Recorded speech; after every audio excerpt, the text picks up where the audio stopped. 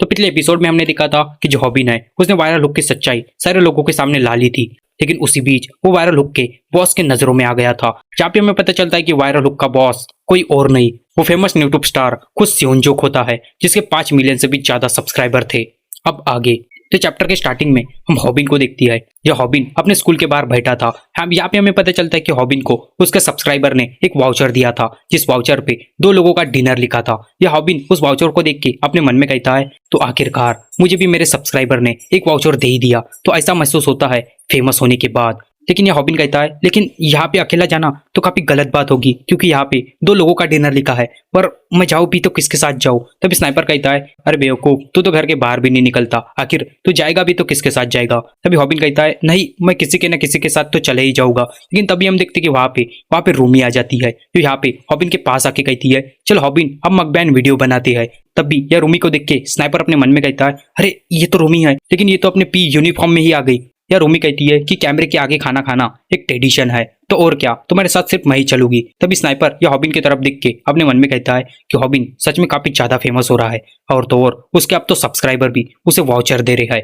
तभी हॉबिन या रूमी की बातों का जवाब देता है और कहता है, लेकिन मेरे तो कई सारे दोस्त है। तभी रूमी या हॉबिन की गाल को पकड़ती है और कहती है, अरे अच्छा, मैं देख रही हूँ तुम्हारे सच में काफी ज्यादा दोस्त है। ये बात सुन के हॉबिन काफी ज्यादा नाराज हो जाता है और रूमी से कहता है, हे सुनो, तुम्हें पता है ना, मैं तुमसे कई महीने से बड़ा हूँ। तभी रूमी कहती है, वो अच्छा, तुम सच में काफी ज्यादा बड़े हो गए हो। या इन दोनों को ऐसा करते देख स्नाइपर अपने मन में कहता है, पता नहीं क्यों, लेकिन मुझे सच में काफी ज्यादा जेलसी फील हो रही है। फिर रूमी उस वाउचर को देखती है और कहती है, अरे ये तो वही फेमस ओम कासे कुंज शॉप है, जिसकी डिश सच में काफी ज्यादा महंगी होती है, और तो और लोग इसके वाउचर तक को बेच देती है। क्या हम भी इसके वाउचर को बेच दे? तभी हॉबिन कहता है, क्या सच में? लेकिन ये वाउचर मेरे सब्सक्राइबर ने मुझे दी है, इसे बेचना काफी ज्यादा गलत होगा। तभी रूमी कहती है, अगर हमने सच में इसे बेच दिया तो हमें इसके कम से कम 1 मिलियन वॉन मिलेगी। ये हॉबिन अपने मन में कहता है, क्या 1 मिलियन वॉन? लेकिन मुझे भी पैसे की कोई जरूरत नहीं। हॉबिन कहता है, मैं इसका यूज करना चाहूंगा। तभी रूमी या खड़ी हो जाती है और कहती है, तो अच्छा, तुम इसे यूज करना चाहते हो तो ठीक है, मैं तुम्हारे साथ जाने के लिए तैयार हूँ।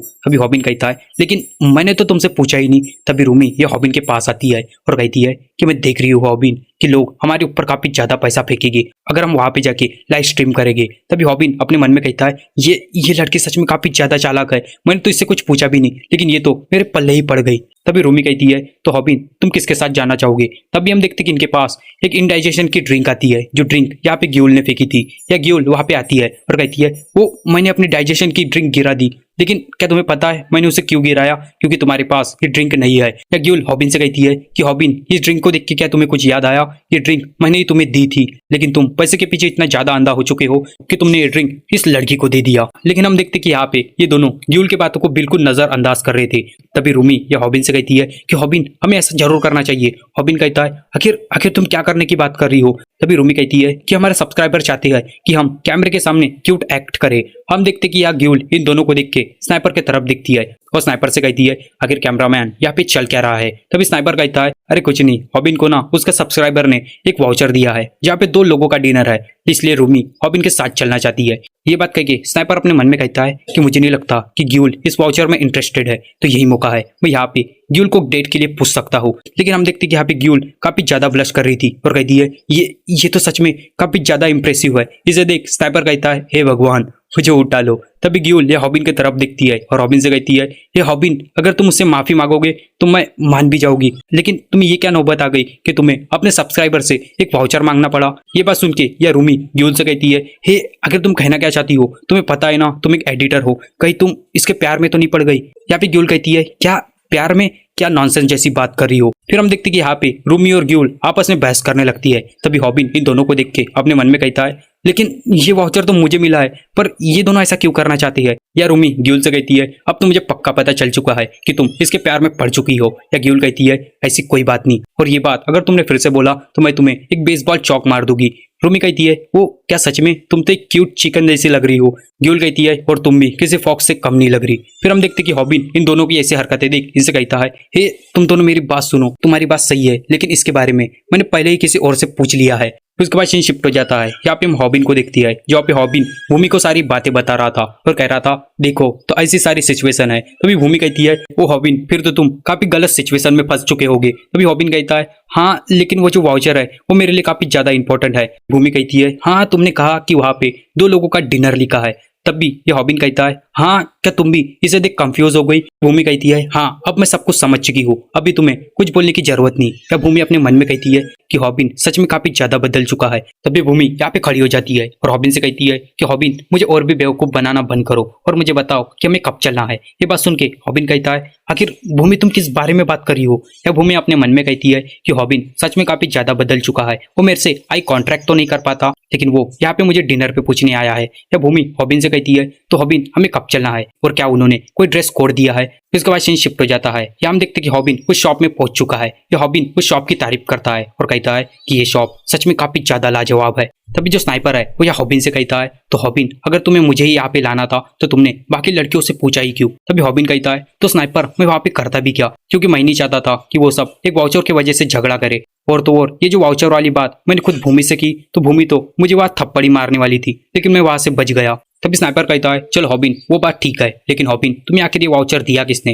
हॉबिन कहता है मुझे नहीं पता, शायद मैं भूल गया। लेकिन तब भी हम देखते कि इनके सामने वही बंदा आ जाता है जिसने हॉबिन को वाउचर दिया था। हॉबिन कहता है मुझे याद आ गया, मुझे जिसने वाउचर दिया था उसका नाम है सेओनजुक। और सेओनजुक वही बंदा है जो एक यूट्यूब स्टार है, इसके 5 मिलियन से भी ज्यादा सब्सक्राइबर है और इसे हम वायरल लुक का बॉस भी कह सकते हैं। यहाँ पे सेओनजुक हॉबिन और स्नाइपर का स्वागत करता है और कहता है वेलकम टू जय काशी कुंस शॉप, आप सबका इस शॉप में स्वागत है। यह सेओनजुक को देख के स्नाइपर काफी ज्यादा हैरान रह जाता है और हैरानी से हॉबिन से कहता है क्या तुम्हें इसने इनवाइट किया, क्या सच में, आखिर तुमने इसके साथ कनेक्शन बनाया कैसे।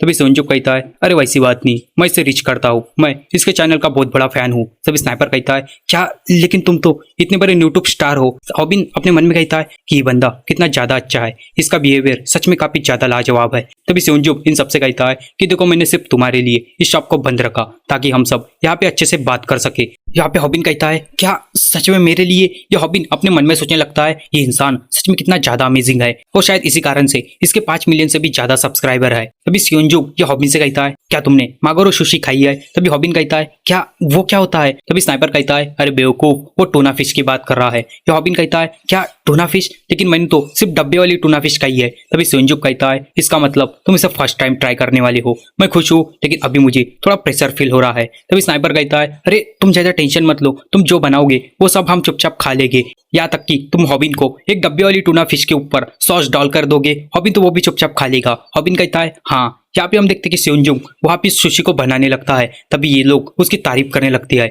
जब हॉबिन कहता है कि सेओनजुक मैंने तुम्हें सिर्फ टीवी में देखा है। तभी जो स्नाइपर है वो या सेओनजुक को देख के कहता है कि सेओनजुक लोग कहते हैं कि तुम अपकमिंग सुशी शेफ के जीनियस बनोगे। तभी हॉबिन कहता है हाँ और तो और तुम्हारे 5 मिलियन से भी ज्यादा सब्सक्राइबर है, ये काफी अच्छी बात है। या सेओनजुक इन दोनों की तारीफ सुन के इन दोनों से कहता है तुम दोनों मेरी तारीफ करके मेरी जान ही ले दोगे। तभी सेओनजुक कहता है लेकिन मैंने भी देखा कि तुमने अपने अपकमिंग वीडियो में एक कॉपीकैट चैनल को पकड़ा, हाँ उसका नाम शायद वायरल हिट था। हॉबिन कहता है हाँ और थैंक यू हमारी साइड लेने के लिए, और तो और मुझे लगता है तुम्हें ट्रीट तो खुद मुझे देनी चाहिए। यहाँ पे सेओनजुक कहता है अरे वो बात छोड़ो, लेकिन तुम्हें यहाँ पे बुलाने का मेरा कोई दूसरा ही कारण था। कैसा रहेगा हॉबिन अगर तुम मेरे कंपनी को ज्वाइन कर लो। हाँ मैंने अभी तक उसे पब्लिश नहीं किया है लेकिन मैंने उसके लिए कई सारे यूट्यूबर को हायर करके रखा है। या सेओनजुक हॉबिन से ये भी कहता है कि मेरी कंपनी का नाम है स्मॉल सेटअप एक्सजे कंपनी, जिसका फंडा बिल्कुल सिंपल है कि हमारा पूरा फोकस सिर्फ यूट्यूब से पैसे कमाने के ऊपर रहता है। और हॉबिन तुमने अपने वीडियो से साबित कर दिया है कि तुम्हारे अंदर पैसा कमाने की व्हील है, तुमने अपने फर्स्ट एपिसोड से ही सारा ध्यान सिर्फ पैसा कमाने के ऊपर रखा है, ये काफी अच्छी बात है और इसके लिए तुम काफी ज्यादा मेहनत कर सकते हो और इसी कारण से तुम मुझे पसंद भी हो। और तो और हॉबिन तुम मुझे मेरे बचपन की याद दिलाते हो, क्योंकि बचपन में मैं भी काफी ज्यादा गरीब था। इसलिए हॉबिन मैं तुमसे कह रहा हूँ कि तुम मेरे टीम को ज्वाइन कर लो, और तुम मेरे टीम में ज्वाइन करने के बाद जो मेरी टीम है वो एक दूसरे को पैसे कमाने में मदद करेगी। सेओनजुक की बात सुन के ये हॉबिन कहता है तुम्हारे ऑफर के लिए शुक्रिया, लेकिन सेओनजुक मुझे तुम्हारी कंपनी के बारे में कुछ भी नहीं पता। सेओनजुक कहता है कि हम यूट्यूब सिंगल इंडिविजुअल को यहाँ पे चेंज करना चाहते हैं, क्योंकि तुम देख ही सकते हो कि आजकल के क्रिएटर बस एक दूसरे से कंपटीशन करना चाहते हैं, लेकिन हमारी जो टीम है वो यहाँ पे एक साथ गैंग में चलेगी, जहाँ पे हम एक दूसरे के कंटेंट को शेयर करेंगे, एक दूसरे के सब्सक्राइबर को शेयर करेंगे और उसी के साथ हम एक दूसरे के चैनल को प्रमोट भी करेंगे, जिससे हम यूट्यूब के ऊपर काफी जबरदस्त एक अटैक करेंगे और वहाँ पे हम अपनी गैंग के साथ यूट्यूब को कॉन्कर भी कर लेंगे। सेओनजुक कहता है और अभी तुम्हारे साथ जो कॉपी कैट वाली प्रॉब्लम हुई थी वो कभी नहीं हो पाएगी, क्योंकि अभी तुम्हारे साथ हमारी पूरी यूट्यूब की टीम खड़ी होगी। यह सेओनजुक की बात सुन के स्नाइपर या हॉबिन के कान में कहता है डैम इट, ये कितना अमेजिंग है। इसका मतलब एक 5 मिलियन वाला यूट्यूबर तुम्हारे पीछे खड़ा रहेगा, जिससे तुम काफी ज्यादा बड़े बच जाओगे। और मैं तुमसे शर्त लगा सकता हूँ, अगर तुम इसके साथ ज्वाइन हो जाओगे तो तुम्हें और भी बड़े बड़े यूट्यूबर से मिलने का मौका मिलेगा हॉबिन। और अगर तुमने इससे कॉलैब किया तो तुम्हारे 5 लाख सब्सक्राइबर तो पक्के हैं। या सेउनजुंग हॉबिन से कहता है, हॉबिन इसका सोच समझ के फैसला लो, क्योंकि जो हमारी टीम है वो कई सारे यूट्यूबर को रिग्रेट कर रही है, क्योंकि हमें ऐसे लोगों की तलाश है जिनके अंदर यूट्यूबर बनने का पोटेंशियल है। सीन शिफ्ट हो जाता है, यहाँ पे हम ताइवान को देखती है, जो यहाँ पे वीडियो गेम खेल रहा था। तभी ताइवान के पास एक बंदा आता है और कहता है, सुनो तुम ही हो ना ताइवान। सीन शिफ्ट होता है, यहाँ पे हम रूमी को देखती है। या रूमी अपने मन में सोच रही थी कि आखिर वो आज लाइव स्ट्रीम में क्या करेगी। तभी रूमी को यहाँ पे एक मैसेज आता है। रूमी कहती है, क्या एक वाउचर। यहाँ पे हम मांगी वॉन को देखती है, जो यहाँ पे लाइव स्ट्रीम कर रहा था और अपने हेयर की प्रॉब्लम को वहाँ पे लोगों को बता रहा था और कह रहा था कि मैं हेयर प्लांट तो करवाना चाहता हूँ, लेकिन मेरे पास पैसे नहीं है। तभी मांगी के पास वहाँ पे एक लड़की आती है और कहती है, तुम ही हो ना मांगी वॉन, क्या तुम्हें सच में पैसे की जरूरत है। इधर सेउनजुंग हॉबिन के ऊपर हाथ बढ़ाता है और कहता है कि सुनो हॉबिन, अगर तुमने मेरे कंपनी को ज्वाइन कर लिया तो मैं तुम्हें 100 मिलियन वॉन दूंगा, और ये मैं अपने हर कंपनी के मेंबर को देता हूँ, और इसे तुम बस एक डाउन पेमेंट के जैसे ही समझना। या 100 मिलियन वॉन की बात सुन के हॉबिन काफी ज्यादा हैरान रह जाता है और अपने मन में कहता है, क्या 100 मिलियन वॉन। तभी जो स्नाइपर है या हॉबिन से कहता है कि डैम इट, सोच क्या रहा है, और वो अगर तुझे अपने जूते चाटने भी कहे तो उसके जूते भी चाट लेना। ये हॉबिन सेंजो का हाथ पकड़ लेता है और कहता है, क्या 100 मिलियन वॉन, मुझे करना क्या पड़ेगा, क्या मैं तुम्हारे जूते को चाटूं। यह हॉबिन सच में काफी ज्यादा खुश हो गया था। यह हॉबिन सेंजो से कहता है, तुम जो कहोगे मैं वही करूंगा। यह हॉबिन काफी खुश होकर अपने मन में कहता है कि आखिर कौन इसके ऑफर को ना कर देगा, क्योंकि ये 100 मिलियन वॉन दे रहा है। तभी हम देखते कि इन्हें एक बंदा डिस्टर्ब कर देता है, जो शायद इनके रेस्टोरेंट के बाहर आया था। तभी सेउनजुंग ये अपने मन में कहता है, क्या ये यहाँ पे क्या कर रहा है। यह हॉबिन भी अपने मन में सोचने लगता है, कहीं ये बंदा मेरे पीछे तो नहीं आया। हम देखते कि इनके रेस्टोरेंट के बाहर एक बंदा एक बड़ी सी नाइफ लेके खड़ा था। यह सेउनजुंग अपने डोर के पास जाता है और कहता है कि सर आप शायद गलत जगह पे आ गए हैं, क्योंकि आज रेस्टोरेंट बंद है। और हम देखते कि जैसे ही वो अपना डोर खोलती है, इनके सामने खुद वायरल हुक खड़ा होता है। तो चैप्टर के स्टार्टिंग में हमें घर का सीन दिखती है, जहाँ पे एक बंदा कॉल पे किसी से बात कर रहा था। वो बंदा कहता है, क्या तुम और भी यूट्यूबर को ऐड करना चाहते हो, लेकिन मुझे नहीं लगता कि हमें और लोगों की जरूरत है। तभी हम देखते कि उस लड़के की साइड में एक लड़की भी मौजूद थी। वो लड़की उस लड़के से पूछती है, आखिर किसका फोन है। वो लड़का कहता है, बॉस का। वो लड़की कहती है, आखिर वो हमसे क्या चाहता है। वो लड़का कहता है, कुछ नहीं, लेकिन बॉस हमारी कंपनी में एक और यूट्यूबर को ऐड करना चाहती है। यहाँ पे हम देखते कि वो लड़की काफी ज्यादा एक्साइट हो जाती है और कहती है, आखिर वो कौन है, चलो मुझे बताओ भी, इतना ज्यादा भी जेलस फील मत करो, चलो मुझे बताओ। वो लड़का कहता है, तो उस यूट्यूबर का नाम है वायरल हिट। और यहाँ पे वायरल हिट का नाम सुन के वहाँ पे वो लड़की काफी ज्यादा खुश हो जाती है और कहती है, क्या सच में वायरल हिट, मुझे यकीन नहीं हो रहा। तो क्या वो सच में हमारी कंपनी को ज्वाइन करना चाहता है, क्योंकि मैं उसे ऑफ कैमरा देखने चाहती हूँ। इसका मतलब हमें उसके साथ यहाँ पे काम करने का मौका मिलेगा। तभी वो लड़की वहाँ पे अपने फोन से एक ड्रेस को ऑर्डर करने लगती है। उस लड़के से पूछती है, क्या मैं इस ड्रेस को ऑर्डर कर लूं। लेकिन हम देखते हैं कि उस ड्रेस की कीमत सच में काफी ज्यादा थी, इसलिए वो लड़का उस लड़की को मना कर देता है और कहता है, नहीं इसकी कीमत काफी ज्यादा है। लेकिन बाद में वो लड़की उस लड़के को मना ही देती है और कहती है, चलो थैंक यू, मैं इस ड्रेस को ऑर्डर कर रही हूँ। वो लड़की कहती है कि ये ड्रेस मैं तब पहनूंगी जब मैं वायरल हिट से मिलूंगी और मैं उससे दोस्ती भी करूंगी। यहाँ पे वो लड़की एक तरीके से उस लड़के से परमिशन लेती है और कहती है, क्या मैं सच में उससे दोस्ती कर सकती हूँ ना। वो लड़का कहता है, हाँ क्यों नहीं, अगर वो सामने वाला इंसान अपने लाइन को क्रॉस ना करे तो। इसके बाद सीन शिफ्ट हो जाता है, इधर हॉबिन और स्नाइपर को देखती है, जो यहाँ पे सेउनजुंग के शॉप में थे, लेकिन इनके सामने यहाँ पे खुद वायरल हुक खड़ा था। या वायरल हुक को देख के हॉबिन काफी ज्यादा घबरा जाता है और अपने मन में कहता है, क्या वायरल हुक ल्यूमसुम ली यहाँ पे कर क्या रहा है, क्या हमें यहाँ पे पुलिस को कॉल करना चाहिए। लेकिन ये सब तो यहाँ पे बात कर रहे हैं। तभी हम देखते कि ल्यूमसुम ली के सामने खुद हमारा सेउनजुंग खड़ा था। या ल्यूमसुम ली मतलब वायरल हुक सेउनजुंग से कहता है, तू साले एमसी, मैंने तेरे लिए क्या नहीं किया, तूने जैसा मुझे करने को कहा मैंने वैसा किया, लेकिन तू तो यहाँ पे वायरल हिट से मीटिंग फिक्स कर रहा है, मतलब तूने मुझे अपने कंपनी से निकाल दिया, क्यों है ना। सेउनजुंग कहता है, ल्यूमसुम ली तू तो मुझे यहाँ पे मारने आया था ना, लेकिन तू इतना कांप क्यों रहा है, तू तो मुझे सच में यहाँ पे मारने आया था। या सेउनजुंग वायरल हुक के आंखों में दिखता है और कहता है, तुझे क्या लगता है कि मैंने तुझे इसलिए निकाला क्योंकि तू अब मेरे कोई काम का नहीं, तू गलत सोच रहा है। तुझे मैं एक बात बता दूं कि मुझे इस दुनिया में दो लोगों से सच में काफी ज्यादा नफरत है। पहले लोग वो जो मुझे मारना चाहते हैं और दूसरे लोग वो जो मुझे खत्म करना चाहते हैं। और मुझे पता है तू मुझे यहाँ पे नहीं मार सकता, क्योंकि जो इंसान यहाँ पे मरने वाला है वो इंसान वो खुद तू है। यहाँ पे इन दोनों की बातें सुन के हॉबिन अपने मन में कहता है कि मुझे पता है जैसे ही सियोंजुक की बातें वहाँ पे खत्म हो जाएगी कि न्यूमसुमली मेरे ऊपर एकदम से अटैक कर देगा। और यहाँ पे होता भी कुछ वैसा ही है। यहाँ पे वायरल हुक एकदम से हॉबिन के ऊपर अटैक करने आगे बढ़ता है, लेकिन तब भी वहाँ पे सियोंजुक वायरल हुक को पीछे से वहीं पे पटक देता है और हॉबिन से कहता है कि मुझे माफ करना, कि मुझे लगता है कि आज तुम्हारी रात सच में काफी ज्यादा गलत होने वाली है। या सियोंजुक को ऐसा करते देख हॉबिन अपने मन में कहता है वाह, सियोंजुक ने तो इसे यहाँ पे रोक लिया, लेकिन पता नहीं क्यों मुझे सियोंजुक को देख के काफी ज्यादा बैड फीलिंग आ रही है। या सियोंजुक हॉबिन और स्नाइपर से कहता है कि तुम्हें यहाँ से शायद जाना चाहिए, हम सब कभी बाद में बात करेंगे। उसके बाद सीन शिफ्ट हो जाता है। यहाँ पे हम रूमी और खुद गियोल को देखती है जो काफी हैरानी भरी से यहाँ पे कह रहे थे क्या वायरल हुक ने एकदम से तुम्हारे ऊपर चाकू से अटैक कर दिया। तभी स्नाइपर इन्हें सारी कहानी बताने लगता है और कहता है कि जब हॉबिन और मैं सियोंजुक के शॉप में गए थे कि वहाँ पे उसके शॉप में खुद वायरल हुक आ गया था और उसने एकदम से हॉबिन के ऊपर अपने चाकू से अटैक कर दिया, लेकिन थैंक्स टू सियोंजुक ने वायरल हुक को वहाँ पे जमीन पे पटक दिया। वहाँ पे सियोंजुक का लुक सच में काफी ज्यादा देखने लायक था, लेकिन उसके बाद वहाँ पे पुलिस आ गई और फिर बाद में पुलिस वायरल हुक को अपने साथ लेके गई। यहाँ पे गियोल हॉबिन से कहती है तो हॉबिन तुम्हें कोई प्रॉब्लम तो नहीं हुई ना, कहीं तुम्हें कोई चोट तो नहीं लगी ना। यहाँ पे हॉबिन इन सबसे कहता है तो मैंने फाइनली डिसाइड कर लिया है कि मैं सियोंजुक के कंपनी को ज्वाइन करूंगा। ये हॉबिन की बात सुन के स्नाइपर कहता है बहुत बढ़िया हॉबिन, मुझे तुमसे यही उम्मीद थी, तुमने काफी अच्छा डिसीजन लिया है। तभी हॉबिन या रूमी की तरफ दिखता है और रूमी से कहता है तो रूमी तुम्हें भी सियोंजुक ने ऑफर दिया है ना, और मांगीवान तुम्हें। या मांगीवान कहता है हाँ, लेकिन मांगीवान यहाँ पे रूमी के साथ फ्लर्ट करने लगता है और रूमी से कहता है रूमी मैं तुम्हें कितने टाइम से बताना चाहता था कि मैं तुमसे प्यार करता हूँ, क्या तुम मुझसे शादी करोगी। लेकिन हम देखते कि यहाँ पे रूमी मांगीवान को देख के सच में काफी ज्यादा घबरा जाती है और कहती है क्या तुम यहाँ पे कब आए, तुम तो मुझे नजर ही नहीं आए थे। तभी मांगीवान कहता है कि मैं हूँ कोरियन ट्रेडिशनल रेसलर जिसका नाम है मांगीवान। या हमें पता चलता है कि मांगीवान के 30,000 से भी काफी ज्यादा सब्सक्राइबर हो चुके हैं, क्योंकि मांगीवान यहाँ अपनी वीडियो में हेयर लॉस के बारे में बात करता है और इसका हेयर लॉस कम्युनिटी में काफी बड़ा नाम है। तभी हॉबिन या मांगीवान से कहता है वो मांगीवान तुमसे सच में काफी ज्यादा बदल चुके हो, क्योंकि पहले तुम अपने हेयर के लिए काफी ज्यादा सेंसिटिव थे। तभी मांगीवान कहता है हाँ, लेकिन 30,000 लोगों से मिलने के बाद मुझे ये रियलाइज हुआ कि ये जो मैं कर रहा हूँ वो सच में काफी ज्यादा गलत है। ऐसा करके कोई मतलब ही नहीं है, क्योंकि इससे मेरे हेयर थोड़ी वापस आने वाले हैं। तब भी हम देखते कि यहाँ पे रूमी और गियोल मांगीवान के विग को हटा देती है और उसके बालों के ऊपर फूंक मारने लगती है और इन्हें ऐसा करते देख वह लोग कमेंट करती है और कहती है हे जरा उस 2 शैतानों को देखो, वो यहाँ पे उसके बालों का मजाक उड़ा रहे हैं। फिर हॉबिन या स्नाइपर के तरफ दिखता है और स्नाइपर से कहता है कोई तो मिसिंग है, क्या तुमने उसे कांटेक्ट किया। स्नाइपर कहता है नहीं, मैंने उसे कांटेक्ट नहीं किया, वो उसे कांटेक्ट करने का कोई मतलब भी नहीं, क्या तुम्हें लगता है वो सच में यहाँ पे आने वाला है।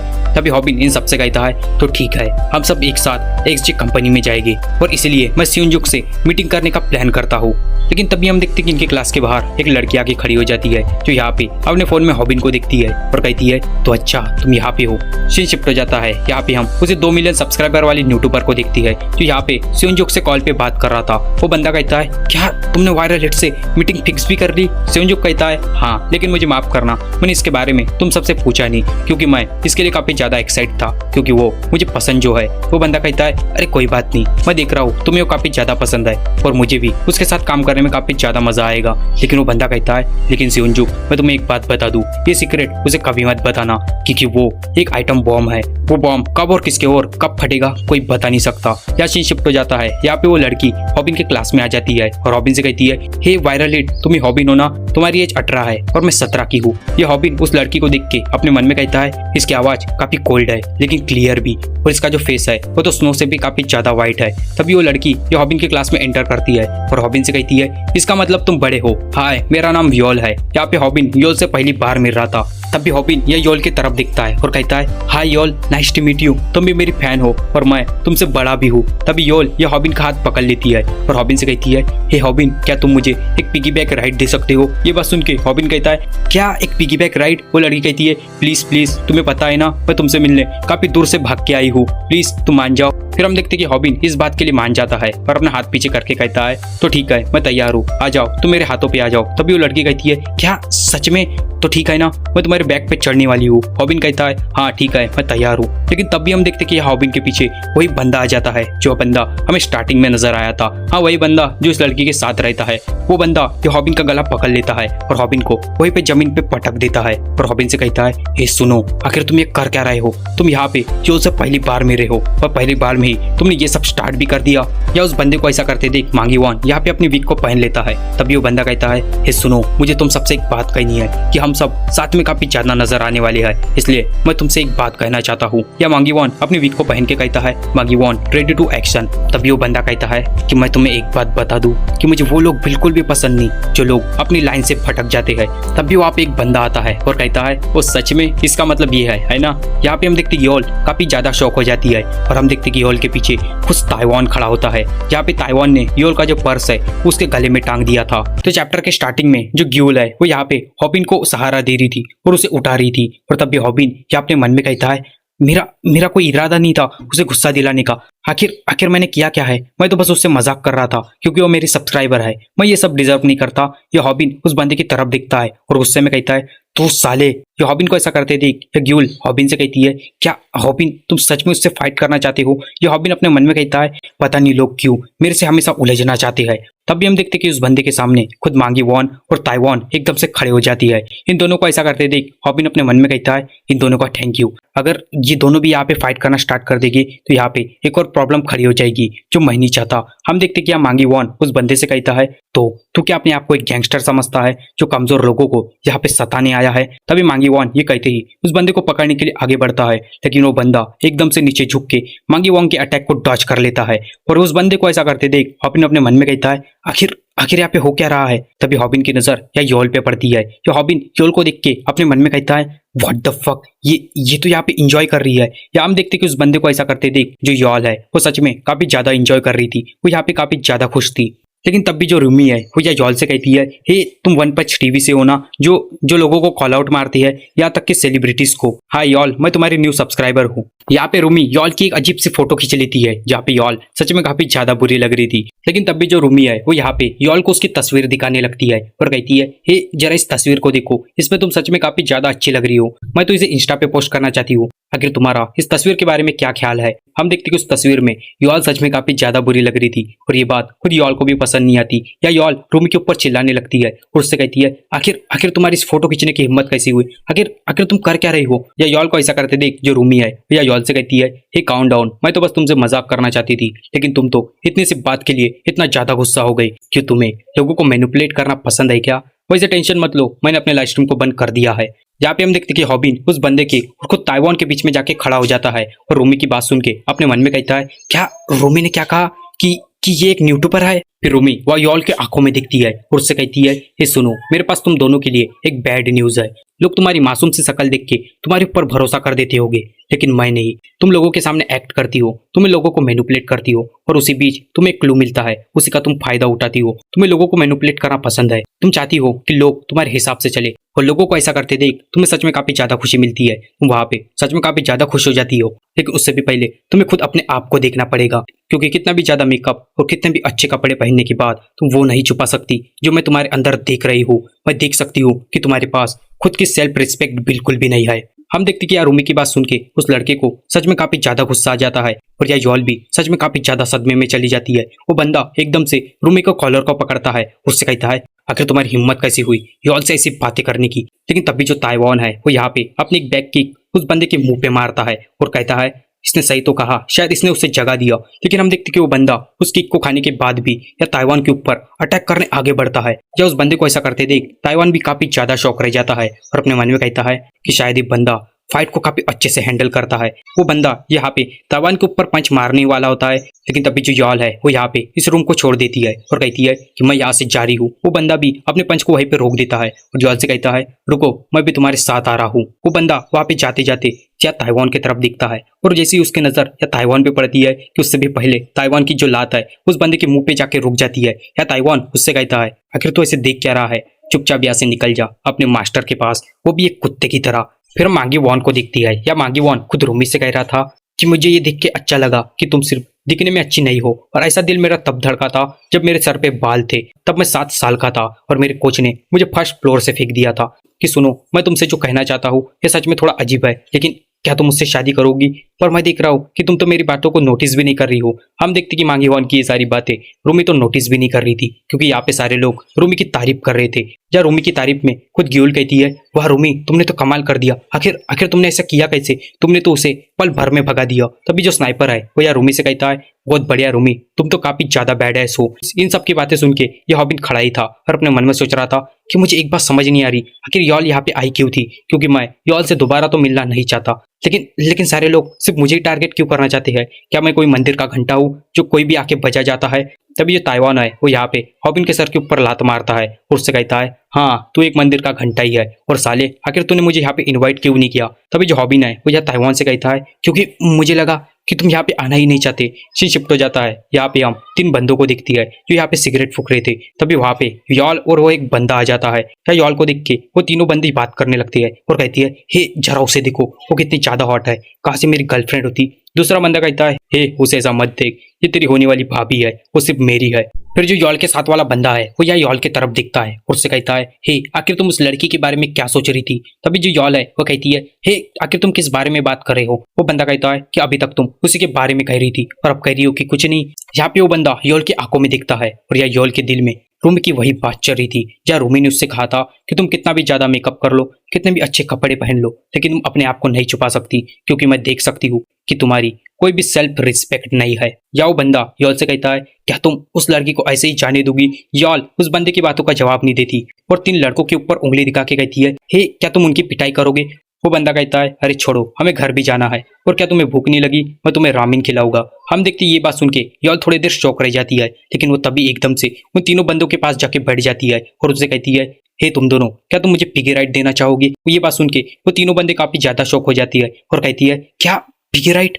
फिर हम देखते कि बाद में वो तीनों बंदे इस बात के लिए मान भी जाती है और कहती है, हे डैमेस रेडी हो जाओ, पोजीशन में आ जाओ, ऐसा मौका बाद में नहीं मिलेगा। वो सारे लोग अपने अपने पोजीशन में आ जाती है और हाथ फैला के कहती है, हे मेरे कंधे पे आ जाओ, मेरे कंधे काफी ज्यादा कंफर्टेबल है। ये बात सुन के जो यॉल के साथ वाला बंदा है वो अपने मन में कहता है कि मैं करना तो नहीं चाहता, लेकिन सीन शिफ्ट हो जाता है। यहाँ पे हम एक बंदे को दिखती है जो यहाँ पे रूमी की वीडियो को दिख रहा था, जहाँ पे रूमी कह रही थी, तो हेलो गाइस, तो आज मेरे साथ है खुद वन पंच टीवी, तो don't forget like and subscribe my channel. वो बंदा कहता है कि मैं नहीं चाहता था कि ये सब मिले, लेकिन आखिरकार ये मिल ही गए, और शायद ऐसा होना ही था, और कंपनी के हिसाब से ये कदम सही भी था। हम देखते कि वो बंदा और कोई नहीं, खुद सेओंजुक होता है। या सेओंजुक कहता है कि हॉबिन, तुम्हें उससे बच के रहना पड़ेगा, वो भी यॉल से, क्योंकि यॉल एक टिक टिक बॉम्ब है, वो कब किसके और फटेगा मैं खुद तुम्हें बता नहीं सकता, और मैं खुद भी उसे कंट्रोल नहीं कर पाता। सीन शिफ्ट हो जाता है, यहाँ पे हम यॉल को दिखती है, जहाँ पे वो बंदा यॉल को घर ले जा रहा था। वो बंदा या खुद यॉल से कहता है, तो क्या यॉल तुम उस लड़की को ऐसे ही छोड़ दोगी? यॉल कहती है कि मुझे पता नहीं, आखिर तुम किस लड़की के बारे में बात कर रहे हो? वो बंदा कहता है, अरे वही लड़की जिसका नाम रूमी है, क्या तुम उसे ऐसे ही छोड़ दोगी? हाँ शायद तुम्हें उसे माफ कर देना चाहिए। यॉल कहती है, ठीक है। यहाँ में पता चलता है कि इस लड़के ने उन 3 लड़कों की सच में काफी ज्यादा बुरी हालत की थी। उन 3 लड़कों को इस बंदे ने काफी बेरहमी से मारा था, यहाँ तक कि उनके शरीर से खून भी निकल रहा था। सीन शिफ्ट हो जाता है, यहाँ पे हम रूमी के सीन शिफ्ट हो जाता है, यहाँ पे हम रूमी को देखती है। या रूमी कहती है कि इंग्लिश सच में काफी ज्यादा डिफिकल्ट है, शायद मुझे सबटाइटल लिखने के लिए किसी को हायर करना चाहिए, लेकिन मैं वैसा नहीं कर सकती क्योंकि मेरे पास उतना पैसा नहीं। शायद मुझे ही काफी अच्छे से पढ़ाई करके ये सब मैनेज करना पड़ेगा। तभी रूमी यहाँ यॉल के बारे में सोचने लगती है और अपने मन में कहती है कि शायद मैंने उसे कुछ ज्यादा ही कह दिया, लेकिन मैंने इंस्टा पे उसके पोस्ट को अपलोड नहीं किया जैसा मैंने उससे कहा था, लेकिन फिर भी शायद मुझे उससे माफी मांग लेनी चाहिए। तभी हम देखते कि रूमी को एक मैसेज आता है। रूमी वो अपने फोन को चेक करती है और कहती है, क्या आखिर ये सब क्या हो रहा है? तभी रूमी कहती है कि शायद मुझे हॉबिन से कॉलअप करना चाहिए इस ड्यूरेशन से पहले। तभी रूमी को पता नहीं अपने फोन में ऐसी क्या चीज दिखती है कि रूमी यहाँ पे सच में काफी ज्यादा हैरान रह जाती है। उसकी आंखें फटी की फटी रह जाती है और यहाँ पे वो अपने मुंह से एक आवाज भी नहीं निकालती। सीन शिफ्ट हो जाता है, यहाँ पे हम यॉल को दिखती है, यहाँ पे यॉल किसी चीज को पोस्ट कर रही थी। फिर हम देखते हैं यॉल अपने सारी ऑडियंस से कहती है कि आपका वन पंच टीवी के एक और नए एपिसोड में स्वागत है। तो आज के वीडियो में हम और भी कई सारे सीक्रेट्स को जानेंगे। वह लोग कमेंट करने लगती है और कहती है कि पता नहीं आज ये किसको कॉल आउट मारने वाली है। उसके बाद हम हॉबिन को देखती है, जहाँ पे हॉबिन इतने बारिश में भी रूमी के घर पे जा रहा था। वो अपने मन में सोच रहा था कि आज मुझे रूमी के साथ कॉलअप वीडियो बनाना है, शायद हम उसमें सूप को पिएंगे, लेकिन इतनी बारिश है, पता नहीं वो मुझे और क्या करने कहेगी। तभी हॉबिन या सेओंजुक के बारे में सोचने लगता है और अपने मन में कहता है कि मुझे सेओंजुक के साथ काफी जल्दी मीटिंग फिक्स करनी पड़ेगी, क्योंकि मुझे 100 मिलियन वॉन जो चाहिए। तभी हम देखते कि हॉबिन की नजर वहां पे एक लड़की पे पड़ती है। जो हॉबिन उस लड़की को देख के अपने मन में कहता है, आखिर ये कौन है? हमें पता चलता है कि वो लड़की और कोई नहीं, वो लड़की खुद रूमी होती है, जो इतनी बारिश में वहाँ पे भीग रही थी। जो हॉबिन रूमी के पास जाता है और उससे कहता है, हे रूमी, आखिर तुम यहाँ पे क्या कर रही हो? जैसे तुम्हें किसी ने घर से बाहर कर दिया हो। अच्छा मैं समझ गया, तुम फिर से मेरे ऊपर प्रैंक करना चाहती हो, लेकिन मैं इस बार तुम्हारे जाल में नहीं फंसने वाला। तभी जो रूमी है वो यहाँ पे हॉबिन से रोते हुए कहती है कि हॉबिन, सब कुछ खत्म हो चुका है। हॉबिन कहता है आखिर रूमी बात क्या है, चलो सबसे पहले तुम घर के अंदर चलो क्योंकि ऐसे से तुम्हारी तबीयत भी खराब हो सकती है। यह हॉबिन को कोई भी खबर नहीं थी कि रूमी के आंसुओं का कारण खुद वन पंच टीवी वाले थे। ये उसके बाद हम सैमडक को दिखती है, जो सैमडक कहता है कि अब तक तूने बिगिनिंग लेवल वाले सारे फाइट्स को सीख लिया है, लेकिन यहाँ पे उन वन पंच टीवी वालों के कारण यहाँ पे हॉबिन को और नई फाइटिंग स्टाइल को सीखना था। यह हॉबिन थोड़ी प्रैक्टिस करने लगता है और कहता है कि मैं तैयार हूँ एक और नई फाइटिंग स्टाइल को सीखने के लिए और नए चैलेंजेस को झेलने के लिए। तो चैप्टर के स्टार्टिंग में हम देखती है कि यहाँ पे यॉल ने अपने चैनल के ऊपर एक वीडियो को पोस्ट किया था, जहाँ पे उसने लिखा था कि क्या ये सच है कि एक हाई स्कूल यूट्यूबर जिसने अपने बॉयफ्रेंड को छोड़ दिया, एक एस्कॉर्ट का काम भी किया और उसके साथ ही अपने सारे वीडियोस को सेल भी किया। यहाँ पे यॉल अपने सारे व्यूवर्स से कहती है तो हेलो गाइस, आपका वन पंच टीवी के एक और एपिसोड में स्वागत है, जहाँ पे हम रूमर्स के जड़ तक जाके उन सबकी सच्चाई आप सबके सामने लाते हैं। या यॉल अपने सारे व्यूवर्स से कहती है तो हाय, मेरा नाम है यॉल। तो आपको एक फेमस ब्यूटी यूट्यूबर के बारे में तो पता ही होगा, लेकिन क्या आपको पता है कि उसका एक स्कैंडल से भरा हुआ पास्ट है। या लोग कमेंट करने लगते हैं और कहती है आखिर आखिर किसके बारे में बात कर रही है। यॉल कहती है तो उस यूट्यूबर ने पास्ट में अपने बॉयफ्रेंड को भी छोड़ दिया, एक एस्कॉर्ट का काम भी किया और इसके साथ ही अपने सारे वीडियोस को सेल भी किया। और मैं जिस यूट्यूबर की बात कर रही हूँ वो है ब्यूटी यूट्यूबर रूमी। और यार रूमी की बात सुन के वह लोग भर भर के कमेंट करने लगती है और कहती है क्या सच में रूमी। यॉल कहती है क्या मुझे पता है रूमी के कई सारे फैंस हैं क्योंकि रूमी एक प्रिंसेस के जैसी रहती है, लेकिन हम रूमी के कुछ उन्हीं रूमर्स के बारे में बात करेंगे और उन्हीं रूमर्स के बॉटम तक जाके उनकी सच्चाई आपके सामने लाएंगे और पता करेंगे आखिर रूमर्स कितने सही है या कितने झूठ। वहाँ पे लोग कमेंट करने लगते हैं और कहती है नहीं रूमी तो सच में काफी ज्यादा अच्छी है। दूसरा बंदा कहता है हाँ रूमी को पैसे से प्यार तो है, लेकिन मुझे नहीं लगता कि वो पैसे के लिए ऐसा घिनौना काम कर सकती है। यॉल कहती है तो ये सब स्टार्ट होता है एक अननोन मैसेज से, जहाँ पे रूमी अपने सारे वीडियोस को सेल करती थी। हमने उस मैसेज को देख के एकदम रिसर्च करना स्टार्ट कर दिया, जहाँ पे हमने इंटरनेट के ऊपर कई घंटे बिताए और इसी बीच हमें रूमी के फैंस का काफी ज्यादा प्रेशर आया। लेकिन बाद में हमें एक और नया एविडेंस मिला, जहाँ पे हमें 3 साल पहले की पोस्ट नजर आई, जहाँ पे रूमी अपने सारे वीडियोस को प्रमोट करती थी। भाई सच बात तो यह है कि यहाँ पे यॉल को रूमी के अगेंस्ट में कोई एविडेंस मिला ही नहीं था, क्योंकि रूमी ने ऐसा कोई असल में काम किया ही नहीं था। और ये जितने भी एविडेंस सबको बता रही थी वो सारे एविडेंस एकदम फेक थे। उन सारे एविडेंस को ये खुद ही बना रही थी, क्योंकि इसे तो बस रूमी से अपना रिवेंज लेना था। यॉल कहती है क्या आपने उस पोस्ट के ऊपर एक चीज को नोटिस किया कि वहां पे भी रूमी का सरनेम बिल्कुल सेम ही है। वह लोग कमेंट करने लगती है और कहती है क्या सच में, मतलब ये रूमी का ही अकाउंट है।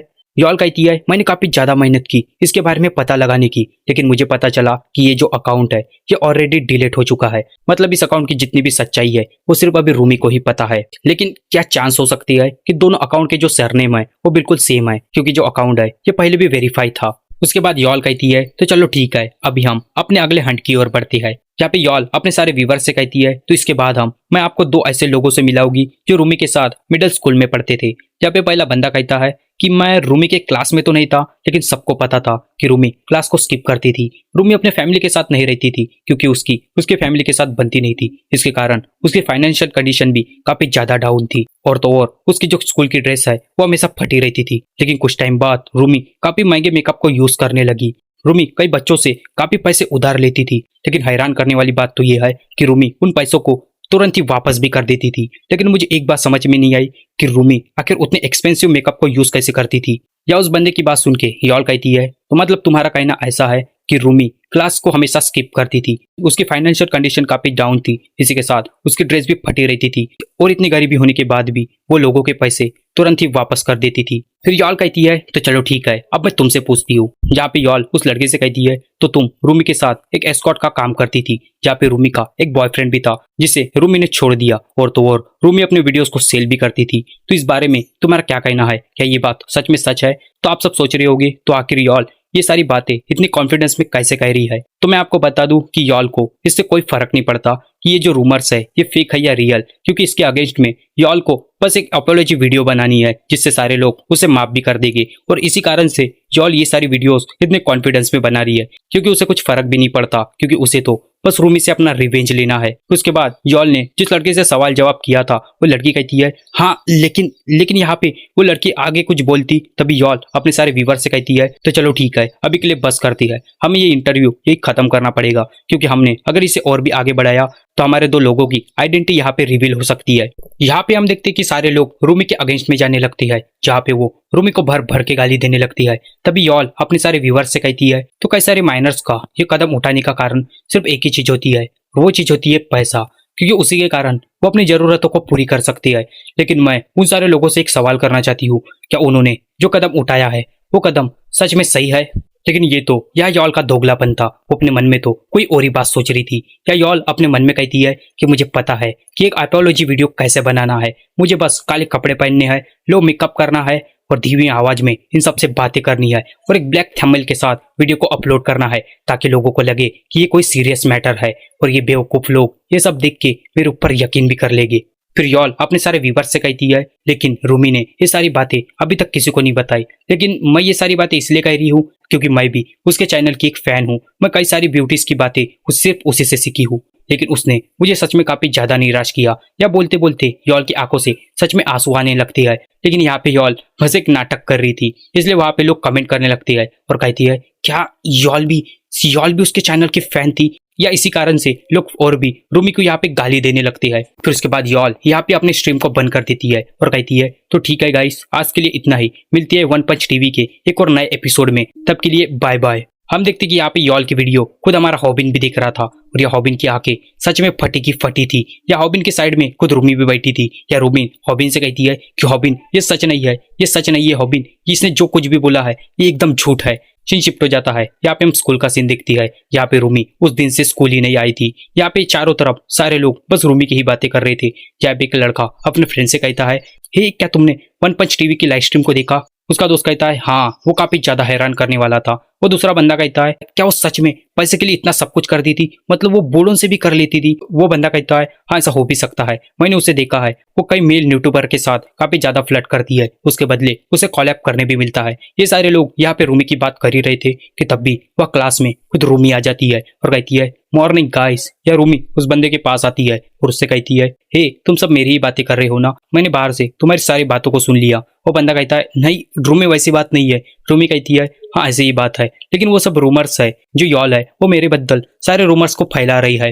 या हम देखते कि रूमी ने उस बंदे के कंधे के ऊपर हाथ रखा था, जिसे देख उस बंदे को काफी ज्यादा गुस्सा आता है। वो रूमी का हाथ अपने कंधे से हटाता है और कहता है कि अपने गंदे हाथ मेरे से दूर रखो। ये देख रूमी काफी ज्यादा हैरान रह जाती है और उस बंदे का दोस्त उसे चिढ़ाने लगता है और कहता है, हे तुम्हारा कंधा गंदा हो गया, अब तुम्हारे कंधे से बुड्ढो जैसी स्मेल आएगी। वो दोनों बंदे वहां से जाने लगते हैं। लेकिन रूमी उस बंदे के पास जाके उन्हें फिर से टच करने लगती है और कहती है, ये लो मैंने तुम्हें फिर से टच किया। वो बंदा कहता है, आखिर तुम कर क्या रही हो? रूमी कहती है, तो आज रात मैं अपने सारे स्टोरीज को एक्सप्लेन करने वाली हूँ, उस वीडियो को तुम जरूर देखना और हो सके तो मुझे डोनेट भी कर देना। फिर हम और दो बंदों को देखती है जो यहाँ पे सिर्फ रूमी की ही बातें कर रहे थे। वो एक बंदा कहता है, हे वो रूमी तो तुम्हारे क्लास में है ना, तो तुम्हें क्या लगता है क्या सच में उसने ऐसा किया होगा? वो बंदा कहता है, हाँ लेकिन तब भी हम देखती है कि वहां पे रूमी आ जाती है और कहती है, हे हेलो गाइस। या रूमी उन सबको ड्रिंक देती है और कहती है कि आज रात मैं अपने रूमर्स के बदल अपनी स्टोरी एक्सप्लेन करने वाली हूँ, तो प्लीज मेरे वीडियो को तुम सब जरूर देखना और जिससे तुम्हें पता चल जाएगा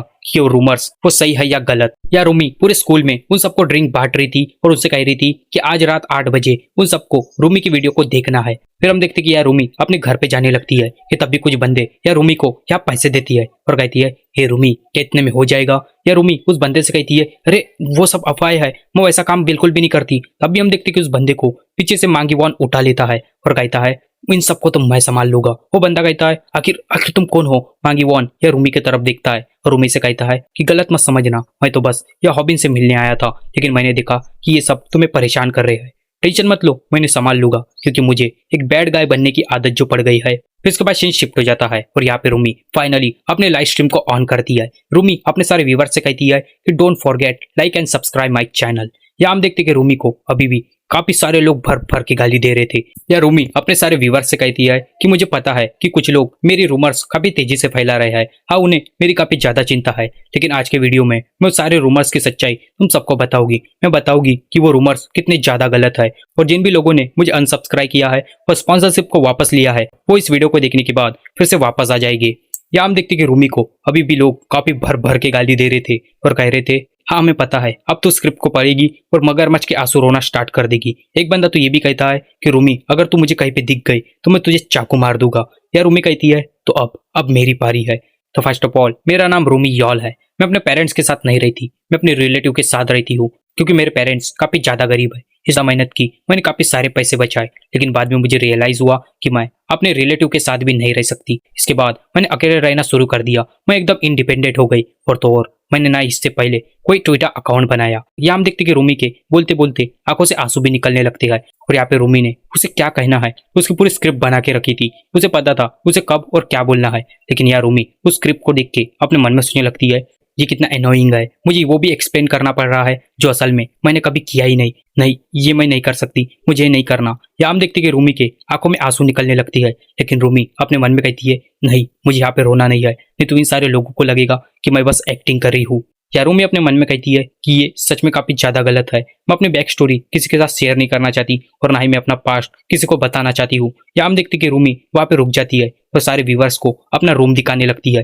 लेकिन वहाँ पे रूमी का रूम दिखने के बाद भी वहाँ पे लोग भर भर के कमेंट करते हैं और कहती है, ये कमी नहीं है, हमें प्रूफ देना अगर तूने ये सब नहीं किया। रूमी कहती है, तुम्हें प्रूफ चाहिए ना, लेकिन मैं किस बात का प्रूफ दूं, आखिर मैं करूँ क्या, मेरा कोई बॉयफ्रेंड नहीं था और ना ही मैंने कभी वो गंदी जॉब की, और वीडियो सेल करने की तो बात ही नहीं बनती। लेकिन हाँ, मैंने अपने मेकअप के लिए कई लोगों से पैसे जरूर उधार लिए थे, क्योंकि मेरा बचपन से ये सपना था कि मैं एक ब्यूटी यूट्यूबर बनूं।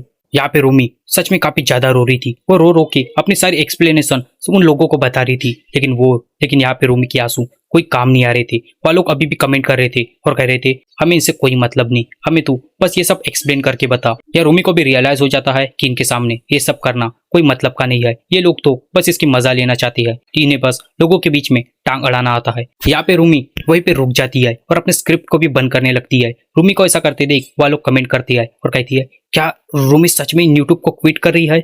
वह एक बंदा ये भी कहता है कि ये देखो, ये रोती हुई कितनी ज्यादा अच्छी लगती है, इसे तो रोज रोना चाहिए। यहाँ पे रूमी अपने लाइव स्ट्रीम को बंद कर देती है और अपने मन में सोचने लगती है, कम से कम वो स्कूल में उन लोगों को तो देख सकती है जो उसे सामने गाली देते हैं। क्या रूमी को अपनी मदर की काफी ज्यादा याद आने लगती है।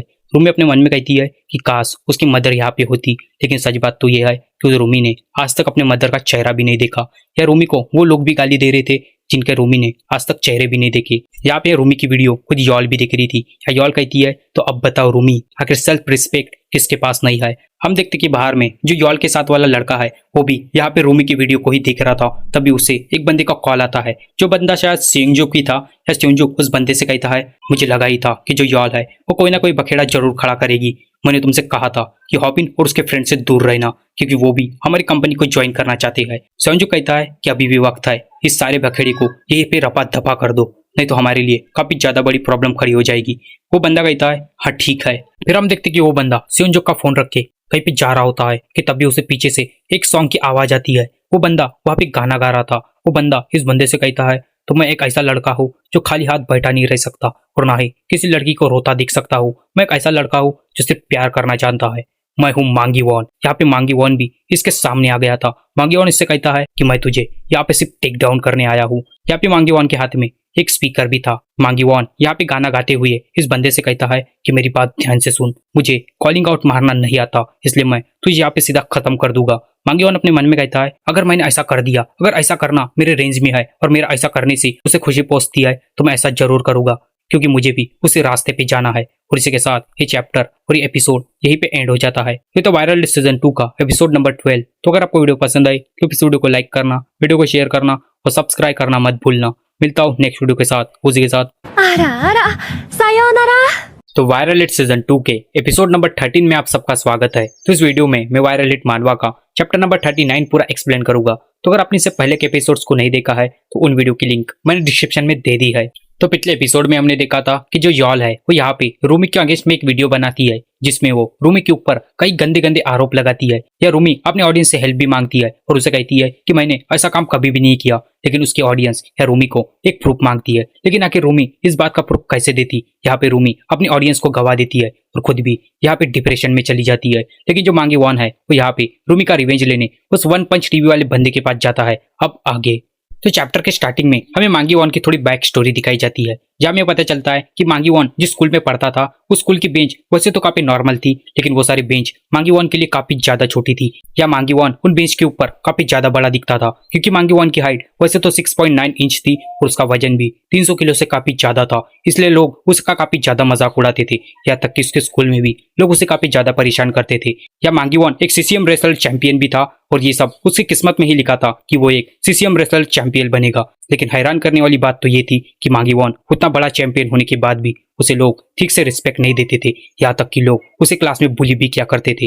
यहाँ हम देखते कि मांगी वॉन अपने बेंच के ऊपर एक बुक को पढ़ रहा था कि तभी उसके पास वहाँ पे 3 बंदे आते हैं। जहाँ पे एक बंदा कहता है, क्यों बे साले, तू लड़कियों से कुछ ज्यादा ही बातें कर रहा है, हाँ शायद तू उन्हें छेड़ रहा है। मांगी वॉन कहता है कि तुम्हें शायद कोई गलतफहमी हुई है, मैं उन लड़कियों को भाव नहीं देता जो मुझे ऑलरेडी रिजेक्ट कर देती है। वो लड़का कहता है, अच्छा चुबे साले गंजे। या गंजा नाम सुनते ही मांगी वॉन या गुस्से में उस बंदे को उठा लेता है और कहता है कि साले ऐसा मुझे दोबारा मत कहना, और मेरे सामने तो बिल्कुल भी नहीं। या मांगी वॉन चाहता तो उन सबको काफी आराम से मसल सकता था, और वो सारे लोग या मांगी वॉन के सामने एक कीड़ों के बराबर थे, लेकिन मांगी वॉन उन्हें ज्यादा कुछ नुकसान नहीं पहुंचाता। मांगी वॉन उस लड़के से कहता है, तो क्या लड़कियों से बातें करना कोई जुर्म है? फिर स्टोरी प्रेजेंट में आ जाती है, जहाँ पे हमें पता चलता है कि मांगी वॉन पहली बार अपने किसी फाइट को सीरियस ले रहा है। या मांगी वॉन उस वन पंच टीवी वाले से कहता है कि सुन बे वन पंच टीवी, मुझे पता है तूने उस लड़की के खिलाफ जितने भी एविडेंस बताया है वो सब के सब झूठ है, लेकिन तेरे पास अभी भी मौका है, तो चुपचाप अपने घर पे जा, एक एपोलॉजी वीडियो बना, उस लड़की से माफी मांग और अपने कंप्यूटर को तोड़ के उसकी एक पिक मेरे को सेंड कर दे। ये बात सुन के वो वन पंच टीवी वाला बंदा कहता है, तो अच्छा तो हम इस सिचुएशन को इस तरीके से हैंडल करना चाहते हैं, तो तू भी मेरी बात ध्यान से सुन, चुपचाप यहाँ से निकल जा। ये बात सुन के मांगी वॉन को सच में काफी ज्यादा गुस्सा आता है। या मांगी वॉन उस बंदे से कहता है, तो ठीक है चल मेरे सामने आ जा। या मांगी वॉन उसे पकड़ने आगे बढ़ता है और कहता है कि मेरी बात सुन, अगर मैंने तुझे एक बार पकड़ लिया तो वो फाइट वहीं पे एंड हो जाएगी। यहाँ पे मांगी वॉन को सोचना तो बिल्कुल सही था, लेकिन यहाँ पे मांगी वॉन के सामने कोई अहरा गहरा बंदा नहीं था। या मांगी वॉन अभी जिससे फाइट करने वाला था वो भी एक प्रोफेशनल बॉक्सर था। यहाँ पे वो वन पंच टीवी वाला बंदा मांगी वॉन के फेस के ऊपर जबरदस्त एक पंच मारता है, जिससे मांगी वॉन के नाक से यहाँ पे खून बहने लगता है। तो मांगी वॉन या पहली बार किसी फाइट को सीरियस ले रहा था, और उसके सामने एक ऐसा बंदा था जो सच में काफी ज्यादा फास्ट था, उसके पंचेस भी काफी ज्यादा फास्ट थे। उसके बाद हमें थोड़ा बॉक्सिंग के बारे में बताया जाता है, जो उतना ज्यादा इंपॉर्टेंट नहीं है, इसलिए मैं वो नहीं बताऊंगा। यहाँ पे वो वन पंच टीवी वाला बंदा मांगी को पंच मारने के बाद उससे कहता है कि सुन, मैं तुझसे फाइट करना नहीं चाहता, इसलिए चुपचाप यहाँ से निकल जा। या मांगी वॉन उस पंच को खाने के बाद अपने आप को संभाल लेता है और उस बंदे से कहता है, ये बॉक्सिंग कितनी ज्यादा एनोइंग है। यहाँ हम देखते कि मांगी वॉन यहाँ पे फिर से हार नहीं मानता और अपने मन में कहता है कि मुझे बस इसे एक बार पकड़ना है। या मांगी वॉन उसे पकड़ने फिर से आगे बढ़ता है, और तभी हमें बॉक्सिंग की एक और टेक्निक के बारे में बताया जाता है, जिसे कोई भी बॉक्सर नजरअंदाज नहीं कर सकता, और उस टेक्निक का नाम है जैब। यहाँ पे वो बंदा मांगी वॉन के फेस के ऊपर और एक पंच मारता है, जिसे हम जैब भी कह सकते हैं, जिससे मांगी वॉन की हालत सच में काफी ज्यादा बिगड़ जाती है। या मांगी वॉन कहता है, क्या फिर से मेरी नाक, आखिर ये बंदा सिर्फ मेरे नोज पे ही अटैक क्यों कर रहा है। या मांगी वॉन फिर से अपने आप को संभालता है और फिर से उसे पकड़ने आगे बढ़ता है और कहता है, चुपचाप रोमी से माफी मांग। लेकिन वो बंदा यहाँ मांगी वॉन के ऊपर लगातार अपने पंचेस से अटैक करते ही जाता है। यहाँ में पता चलता है कि मांगी वॉन वैसे तो काफी बड़ा रेसलर है, लेकिन जब बात पंचेस की आती है तो मांगी वॉन किसी सड़क के गुंडे से अच्छा नहीं है, क्योंकि मांगी वॉन को ठीक से पंचेस मारना नहीं आता। और वही बात करें किसी प्रोफेशनल बॉक्सर की, लाइक इस वन पंच टीवी वाले जैसे की, तो उन्हें स्टार्टिंग से इन सब के बारे में बताया जाता है, इसलिए कोई भी बॉक्सर पंच मारने टाइम और पंच को खाने के टाइम अपने पलकों को नहीं झुकाता। उनके लिए ये सब एक प्रैक्टिस का जरिया है, और यही बात याद रखते वो वन पंच टीवी वाला मांगी वॉन की काफी बेरहमी से धुलाई कर देता है, वो उसके नाक का पूरा भरता बना देता है। यहाँ पे हमें बताया जाता है कि जो वजन है वो किसी भी फाइट में कितना ज्यादा इंपॉर्टेंट होता है, लेकिन वो भी हमारे तब काम आता है जब हम अपने अपोनेंट को पकड़ सके। यहाँ पे मांगी वॉन जिसके 6.9 इंच हाइट थी और उसका वजन 300 किलो से भी ज्यादा था, जिसे सुसियम रेसलर चैंपियन भी कहते थे, वो यहाँ पे आज रोड पर लेटा हुआ था, क्योंकि वन पंच टीवी वाले ने यहाँ पे मांगी वॉन को खुद डिफेट भी कर दिया था। यहाँ पे वन पंच टीवी वाला बंदा वहां से जाने लगता है और कहता है, क्या ये सच में एक रेसलर चैंपियन था, लेकिन ये तो मुझे टच भी नहीं कर सका। वहां पे वो बंदा मांगी वॉन की तरफ देखता है और कहता है, हे मुझे माफ करना, मैं ये सब नहीं करना चाहता था, उस लड़की के लिए भी सॉरी जिसे हमने कॉलिंग आउट मारा। वहां पे वो बंदा अपने मन में कहता है कि मुझे अभी भी यकीन नहीं हो रहा किसने मेरे सामने इतनी जल्दी हार मान ली। यहाँ पे मांगी वॉन पूरी तरीके से लेटा था और अपने मन में रूमी के बारे में ही सोच रहा था। मांगी वॉन अपने मन में कहता है कि काश मैं उसे हंसी का एक कारण दे सकूं। सीन शिफ्ट हो जाता है, यहाँ पे हम ग्यूल को दिखती है जो यहाँ पे रूमी के लिए खाना लेके आई थी, और ग्यूल या रूमी से कहती है, अगर तुम खाना नहीं खाओगी तो उनके अगेंस्ट में अपनी वीडियो कैसे बनाओगी, इस खाने से ही तुम्हें एनर्जी मिलेगी।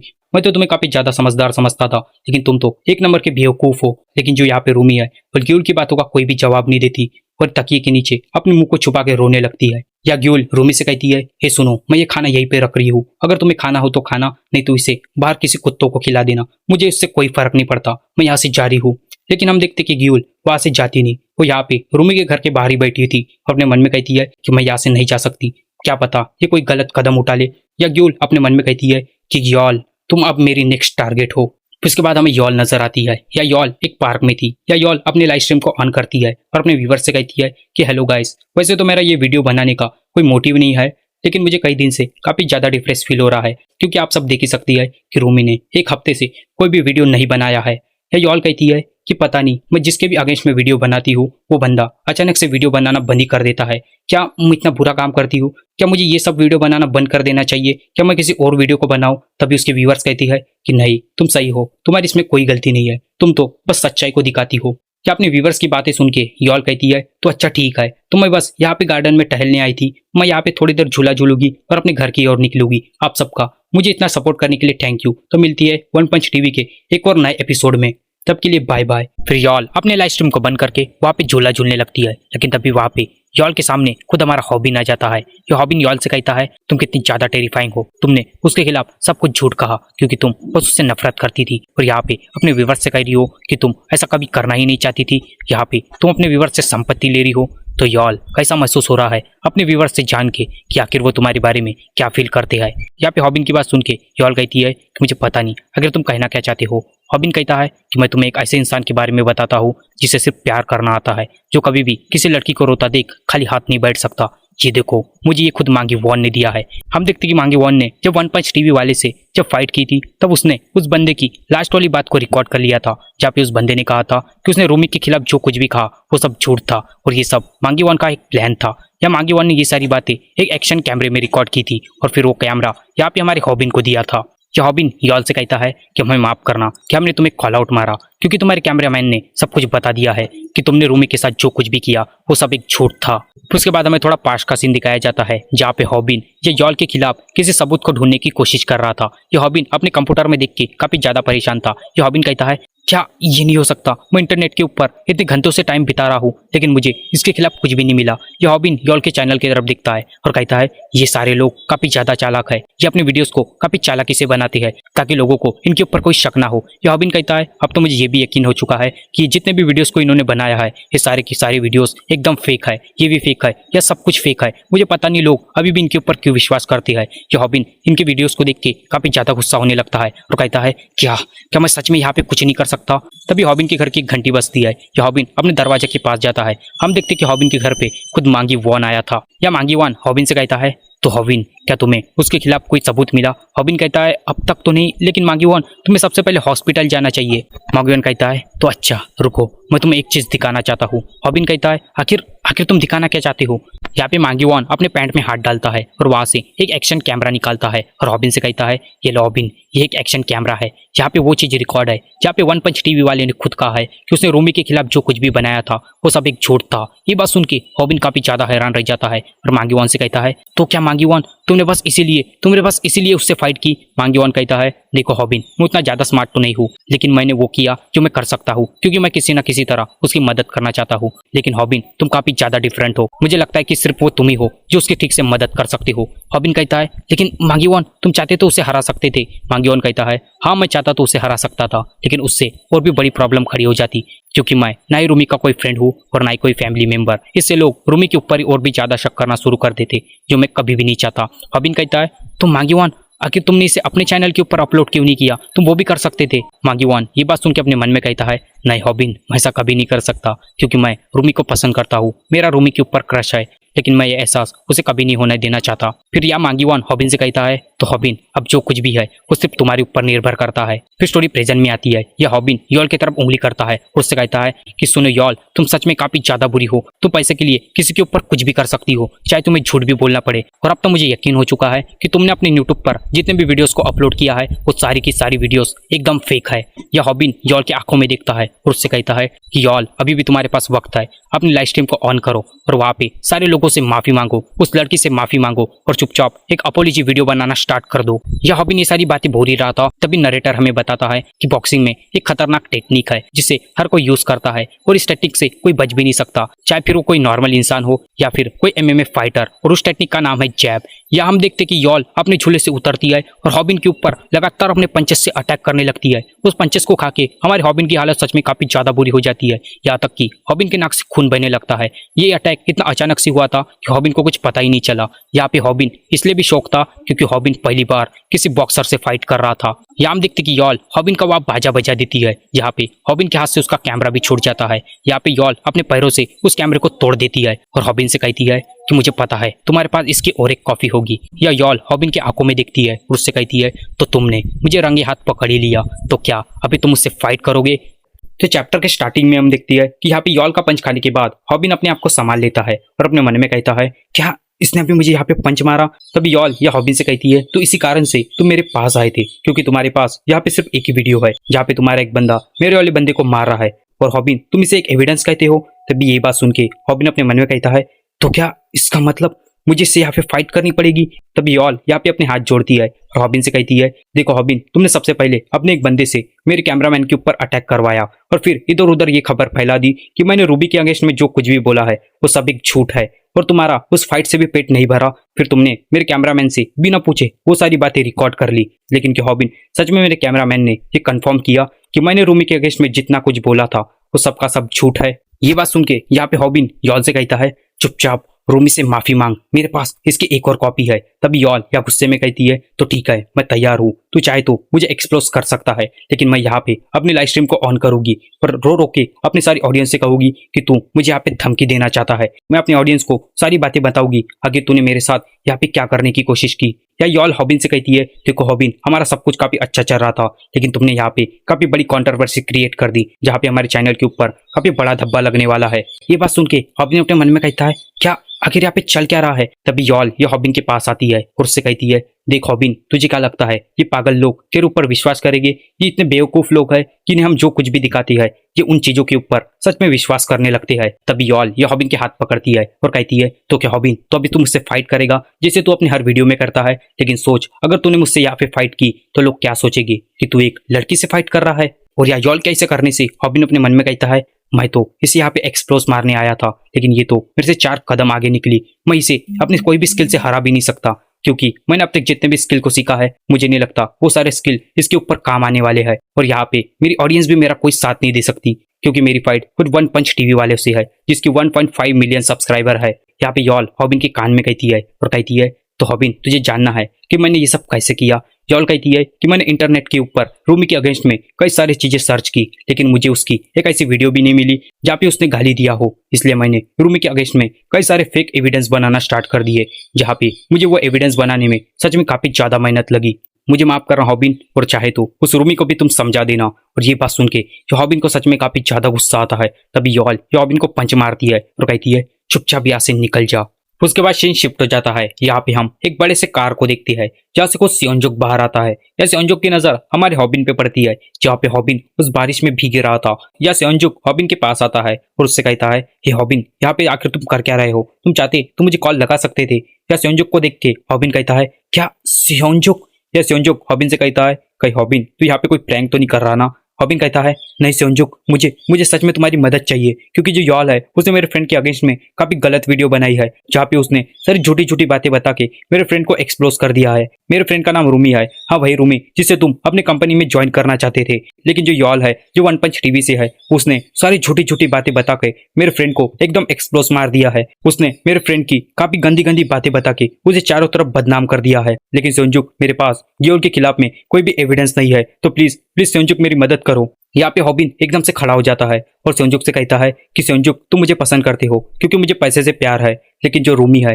वो तो मेरे से भी बड़ी पैसे की भुक्कड़ है, वो तुम्हें सच में काफी ज्यादा पसंद आएगी। ये बात सुन के सेओंजुक कहता है हॉबिन मेरी बात सुन। हॉबिन कहता है सेओंजुक प्लीज मेरी मदद करो, नहीं तो रूमी। यहाँ पे हॉबिन आगे कुछ बोल पाता, तभी सेओंजुक कहता है कि हॉबिन मेरी बात तो ध्यान से सुन, मुझे ये सारी बातें तुझे पहले ही बता देनी चाहिए थी। हॉबिन कहता है क्या, कौन सी बातें? सेओंजुक कहता है कि हॉबिन जो वन पंच टीवी वाले हैं वो ऑलरेडी मेरे कंपनी को ज्वाइन कर चुके हैं, वो मेरे कंपनी के काफी पुराने मेंबर है। तो क्या हुआ, उसने तुम्हारे फ्रेंड को एक्सप्लोज मार दिया। और हॉबिन अगर तू अभी वन पंच टीवी के अगेंस्ट में जाने की कोशिश करेगा तो याद रखना मैं तुझे 100 मिलियन वॉन कभी नहीं दूंगा। ये बात सुन के हॉबिन सच में काफी ज्यादा हैरान रह जाता है। तभी सेओंजुक हॉबिन से कहता है कि हॉबिन मैं एक बिजनेसमैन हूँ, इसलिए मुझे हर फैसले प्रॉफिट और लॉस को देख के लेने पड़ते हैं, और यहाँ पे मुझे कोई सेंस नहीं बना रहा कि मैं रूमी की मदद करूँ, क्योंकि रूमी के सिर्फ 2 लाख सब्सक्राइबर है और वही बात करें वन पंच टीवी वाले की तो उनके 1.5 मिलियन सब्सक्राइबर है। यहाँ पे सेओनजुक की बातें सुन के हॉबिन को कुछ समझ नहीं आ रहा था। तभी सेओनजुक हॉबिन से कहता है, देख हॉबिन, तेरे पास 2 ऑप्शन है, इन ऑप्शन की तरफ जाने का फैसला तू काफी सोच समझ कर लेना। या तो तू 100 मिलियन वॉन को चुन, या फिर अपने उस दोस्त को जो ग्रेजुएशन होने के बाद तुझे भूल भी जाएगी। यहाँ पे हॉबिन सच में काफी ज्यादा मुसीबत में पड़ गया था, लेकिन हॉबिन के मन में सिर्फ 100 मिलियन वॉन वाली ही बातें चल रही थी। यह हॉबिन आसमान की तरफ देखता है और अपने मन में कहता है, मुझे माफ करना रूमी। इसके बाद हम वन पंच टीवी वाले बंदे को देखती है जिससे मिलने हमारा हॉबिन और स्नाइपर आया था। जो हॉबिन उस बंदे को देख के कहता है, हे तू वन पंच टीवी से है ना, हम भी वायरल हिट से है और हमने भी एक्सजे कंपनी को ज्वाइन कर लिया है।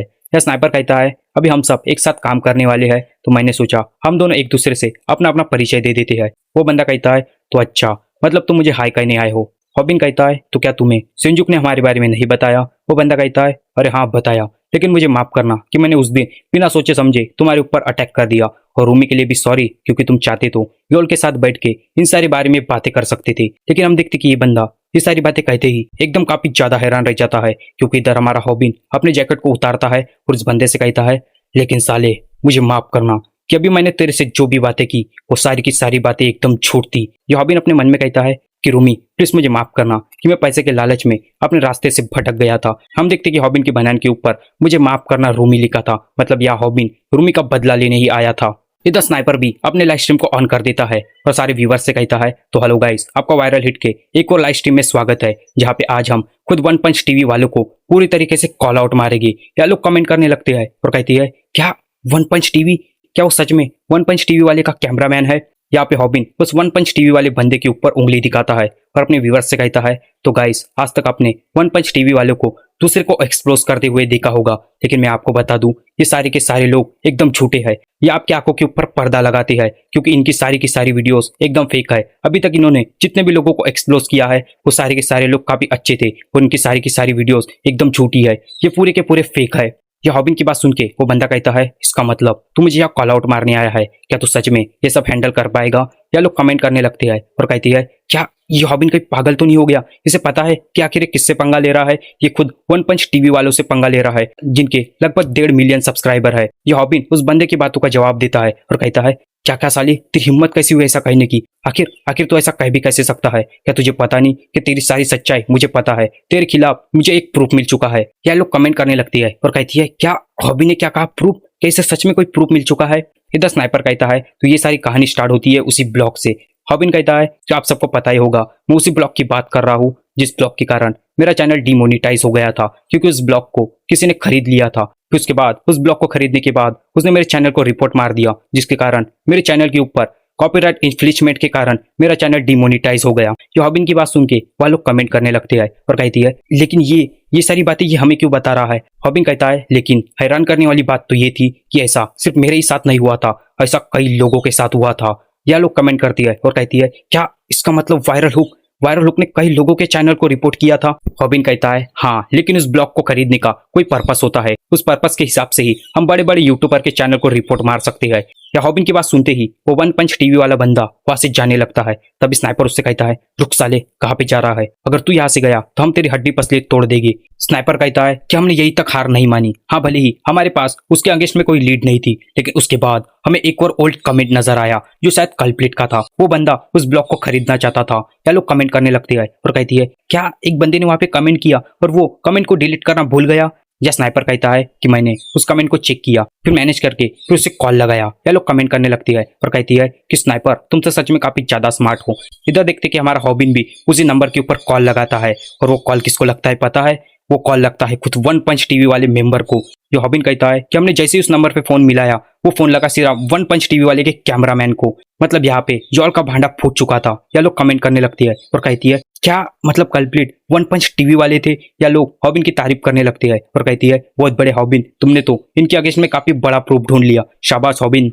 या कुछ लोग ये भी कमेंट करती है, मुझे तो यॉल के ऊपर पहले से ही शक था, मुझे अभी रूमी के लिए काफी बुरा लग रहा है। हम देखते कि इन सबकी लाइव स्ट्रीम खुद यॉल भी देख रही थी, जो यहाँ पे हॉबिन से काफी ज्यादा नाराज थी। वो या हॉबिन को गाली देखती है।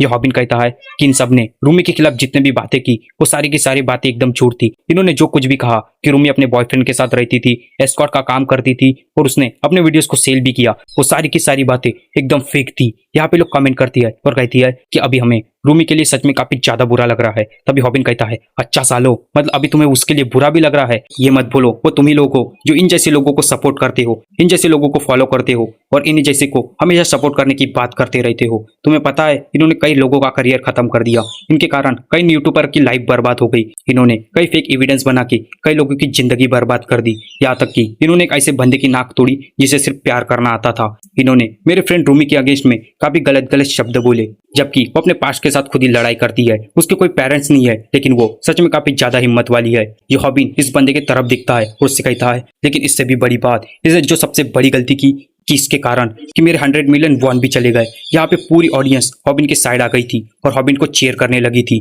जो हॉबिन उस बंदे से कहता है, तो क्या हाल है वन पंच टीवी, हम सब एक फाइट करके इन सारे मामले को रफा दफा कर देते हैं। क्या लोग कमेंट करती है और कहती है, हे मुझे तो यॉल को देखना है, आखिर यॉल कहाँ पे है, वो अगर मुझे कहीं पे दिख गई मुझसे छोड़ने नहीं वाला। ये हॉबिन इस बंदे से कहता है, हे जा और उस यॉल को मेरे सामने बुला के ला। या यॉल भी हॉबिन की लाइव स्ट्रीम को ही देख रही थी।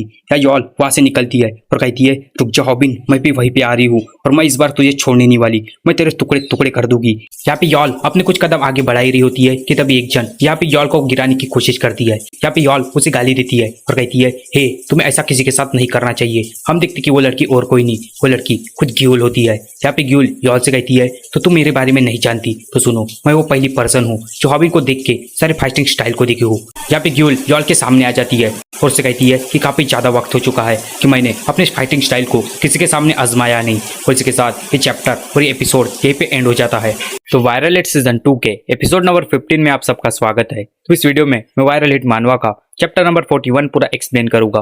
तो अगर आपने इससे पहले के एपिसोड्स को नहीं देखा है तो उन वीडियो की लिंक मैंने डिस्क्रिप्शन में दे दी है। तो पिछले एपिसोड में हमने देखा था कि जो यॉल है वो या हॉबिन का मार मार के भरता बना देती है। यहाँ पे हॉबिन खुद सेओंजुक से भी मदद मांगता है, लेकिन सेओंजुक हॉबिन को मदद देने से मना कर देता है। फिर हॉबिन यहाँ पे खुद डिसाइड करता है कि वो रूमी का रिवेंज उस वन पंच टीवी वाले बंदे से लेके रहेगा और फिर हॉबिन उस बंदे से रूमी का रिवेंज लेने उसके सामने पहुंच जाता है, जहाँ पे वो वन पंच टीवी वाले बंदे की पूरी सच्चाई अपने ऑडियंस को बता देता है। अब आगे तो चैप्टर के स्टार्टिंग में हमें तब का सीन दिखाया जाता है जब हमारा हॉबिन और स्नाइपर उस वन पंच टीवी वाले बंदे की कुछ ओल्ड वीडियोस को ढूंढने की कोशिश कर रहे थे। लेकिन हैरान करने वाली बात तो ये है कि इन्हें उस बंदे की एक भी वीडियो नजर नहीं आती। जो हॉबिन कहता है, तो हम उस बंदे की वीडियो को ढूंढ रहे हैं जिसने कुछ मांगी वॉन को हराया था। या स्नाइपर कहता है, लेकिन ये बात सच में काफी ज्यादा हैरान करने वाली है कि मुझे इस बंदे की एक वीडियो भी नजर नहीं आ रही। यहाँ तक कि मैंने न्यूज़ुम ली की जिम वाली वीडियोस को भी ढूंढ के निकाला था, लेकिन ये सच में काफी ज्यादा अजीब बात है। तभी हॉबिन कहता है, तो क्या इस बंदे का कोई सोशल मीडिया अकाउंट भी नहीं है? स्नाइपर कहता है, नहीं, ये बंदा इंस्टाग्राम चलाता है। फिर उसके बाद हमें उस बंदे की इंस्टाग्राम प्रोफाइल नजर आती है, जहाँ पे वो बंदा लैंडस्केप जैसे फोटोज को अपने इंस्टाग्राम पे अपलोड करता है। स्नाइपर कहता है कि इस बंदे को कैमरे के पीछे रहना काफी ज्यादा पसंद है, इसलिए ये लैंडस्केप जैसे फोटोज को अपने इंस्टाग्राम पे अपलोड करता है। हॉबिन कहता है, तो अच्छा ऐसी बात है। तभी स्नाइपर या हॉबिन से कहता है, लेकिन मुझे इसके प्रोफाइल पे एक अजीब सी चीज नजर आई। हॉबिन कहता है, आखिर तुम किस बारे में बात कर रही हो? स्नाइपर कहता है कि मुझे इसके प्रोफाइल पे फोटोज के बीच में 2 साल का गैप नजर आया, मतलब 2 साल इसने कोई भी फोटोज को अपलोड नहीं किया और मुझे लगता है इन्हीं 2 साल में इसके साथ ऐसा कुछ हुआ जिससे ये पूरा चेंज हो गया। हॉबिन कहता है, क्या इसका मतलब? यहाँ पे स्टोरी प्रेजेंट में आती है। जो हॉबिन अपने मन में कहता है, तो इसके बाद हमें इसकी सारी सच्चाई पता चल गई। यहाँ पे हॉबिन प्रेजेंट में उस बंदे की तरफ उंगली दिखाता है और कहता है कि हमें पता चल चुका है कि उन 2 सालों में आखिर तू कहाँ गया था। उन 2 सालों में तू जेवेलिन डिटेंशन सेंटर में गया था, मतलब जेल में। यहाँ पे सारे लोग काफी ज्यादा हैरान थे। जो हॉबिन कहता है, और वहीं से तूने इन सारे बॉक्सिंग स्किल को देखा। जो हॉबिन की बात सुन के वह लोग कमेंट करती है और कहती है, क्या मतलब ये बंदा एक क्रिमिनल है? ये हॉबिन अपनी बातों को कंटिन्यू करता है और कहता है कि तूने वो डिटेंशन सेंटर ज्वाइन करने के बाद सोंगी नाम की बॉक्सिंग टीम को ज्वाइन कर लिया, जहाँ पे तूने सारे बॉक्सिंग स्किल को सीखा, क्यों है ना? ये हॉबिन की बात सुन के वह लोग कमेंट करती है और कहती है, क्या कौन सी बॉक्सिंग टीम? एक बंदा कहता है, क्या सच में तुम्हें इस टीम के बारे में नहीं पता? यहाँ पे पता जाता है कि जो सोंगी बॉक्सिंग टीम है वो सच में काफी ज्यादा खतरनाक है, जो उस डिटेंशन सेंटर के लिए बनाई गई थी। या स्नाइपर कहता है, जो सोंगी बॉक्सिंग टीम है वो सच में काफी ज्यादा खतरनाक है। वहाँ पे एक से एक काफी खतरनाक खिलाड़ी है, क्योंकि उन सारे लोगों को काफी हार्ड ट्रेनिंग दी जाती है। उनके लिए ट्रेनिंग सच में काफी ज्यादा इंपॉर्टेंट होती है। यहाँ तक कि उनके पास दिन में कोई काम नहीं होता, इसलिए वो दिन भर बस पंचिंग की प्रैक्टिस करने लगती है। इसलिए वहाँ का हर एक प्लेयर सच में काफी ज्यादा खतरनाक होता है। और यहाँ तक कि वहाँ के जो टीचर है वो तो और भी ज्यादा खतरनाक होती है। इसलिए मुझे कोई हैरानी नहीं होगी कि सामने वाले बंदे को बॉक्सिंग स्किल आती होगी। और यहाँ पे स्नाइपर कुछ वन पंच टीवी वाले बंदे की बात कर रहा था। तब भी यहाँ पे हॉबिन कहता है लेकिन एक और कारण है जिसके कारण ये हमेशा अपने पास्ट को छुपाते रहता है, जिसके कारण से इसे वहां पे जेल जाना पड़ा। और वो कारण है कि इसने अपने फादर को फिजिकली काफी ज्यादा असोल्ट किया। ये हॉबिन की बात सुन के वह लोग कमेंट करने लगते हैं और कहती है क्या इसने अपने फादर के साथ ये सब किया। एक बंदा ये भी कहता है कि मैं तो इस साले को सच में काफी ज्यादा शरीफ समझता था, लेकिन ये तो एक नंबर का बहन। यहाँ हम देखते कि हॉबिन ने इस वन पंच टी वाली बंदे की सारी सच्चाई लोगों के सामने ला के रख दी थी, इसलिए इस बंदे को भी सच में काफी ज्यादा गुस्सा आता है। फिर उसके बाद ये वन पंच टी वाला बंदा हमारे हॉबिन से कहता है तो तुम्हें इसके बारे में पता चली गया। मैंने काफी कोशिश की अपने पास को छुपाने की, लेकिन तुमने मेरी सच्चाई इन सारे लोगों के सामने ला के रख दी। लेकिन अब मैं तुम्हें जिंदा नहीं छोड़ने वाला। यहाँ पे वो बंदा हॉबिन को मारने आगे बढ़ता है, तभी यहाँ लोग कमेंट करने लगते हैं और कहती है हॉबिन अब तुम्हारा क्या होगा, ये तो तुम्हारे ऊपर अटैक करने आ रहा है। तभी हॉबिन यहाँ पे अपने ऑडियंस से कहता है तो क्या गाइस आपको लगता है कि मैं इस बंदे से फाइट कर सकता हूँ। यहाँ पे हॉबिन एक अजीब से फाइट के पोजीशन में आ जाता है, जो शायद हॉबिन की कोई नई पोजीशन होगी। यहाँ पे हॉबिन अपने ऑडियंस से कहता है तो गाइस आज मैं तुम्हें बताऊंगा कि एक बॉक्सर से कैसे फाइट की जाती है। उसके बाद सीन शिफ्ट हो जाता है और यहाँ पे हमें तब का सीन दिखाया जाता है कि जब ग्यूल या रूमी को खाना खिला रही थी, या ग्यूल रूमी से कहती है कि मैंने तो तुम्हें पहले ही कहा था कि अगर तुम राइस खाओगे तो तुम्हारे लिए काफी अच्छा रहेगा, क्योंकि इसी से तुम्हें काफी ज्यादा एनर्जी मिलेगी। या रूमी कहती है मैं तुम्हें बता बता के थक गई कि मैं अपने हाथों से भी खाना खा सकती हूँ। या ग्यूल कहती है अरे खा भी लो, क्या पता तुम्हें ये ऐसा मौका दोबारा मिले या ना मिले। तभी ग्यूल या कहती है तो चलो ठीक है, तुमने अपना खाना खा लिया, इसका मतलब मैं यहाँ से जा सकती हूँ, क्यों है ना गोल्डिकर। या रूमी कहती है क्या तुम अभी यहाँ से जा रही हो, लेकिन मैं चाहती थी कि तुम यहाँ पे और थोड़ी देर रुको। यहाँ पे ग्यूल कहती है नहीं मैं और ये सब सहन नहीं कर सकती।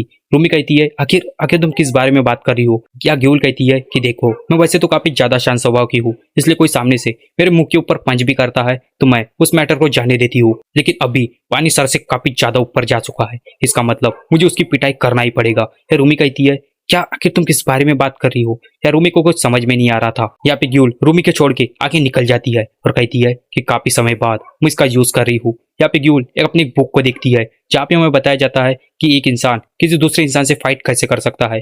उसके बाद स्टोरी प्रेजेंट में आ जाती है जहाँ पे ग्यूल और यॉल यहाँ पे एक दूसरे के बाल पकड़कर एक दूसरे से फाइट कर रहे थे और कह रहे थे हे तू पहले मेरे बाल छोड़। यहाँ पे यॉल ग्यूल से कहती है हे पागल तुझे पता भी है कि मैं अपने बालों के ऊपर कितना ज्यादा खर्चा करती हूँ, तो चुपचाप मेरे बालों को छोड़ दे। या ग्यूल कहती है मैं ये जानकर क्या करूंगी, मुझे इससे कोई घंटा भी फर्क नहीं पड़ता, और मैं तुझसे अभी भी कह रही हूँ कि रूमी के लिए एक अपोलॉजी वीडियो बना ले।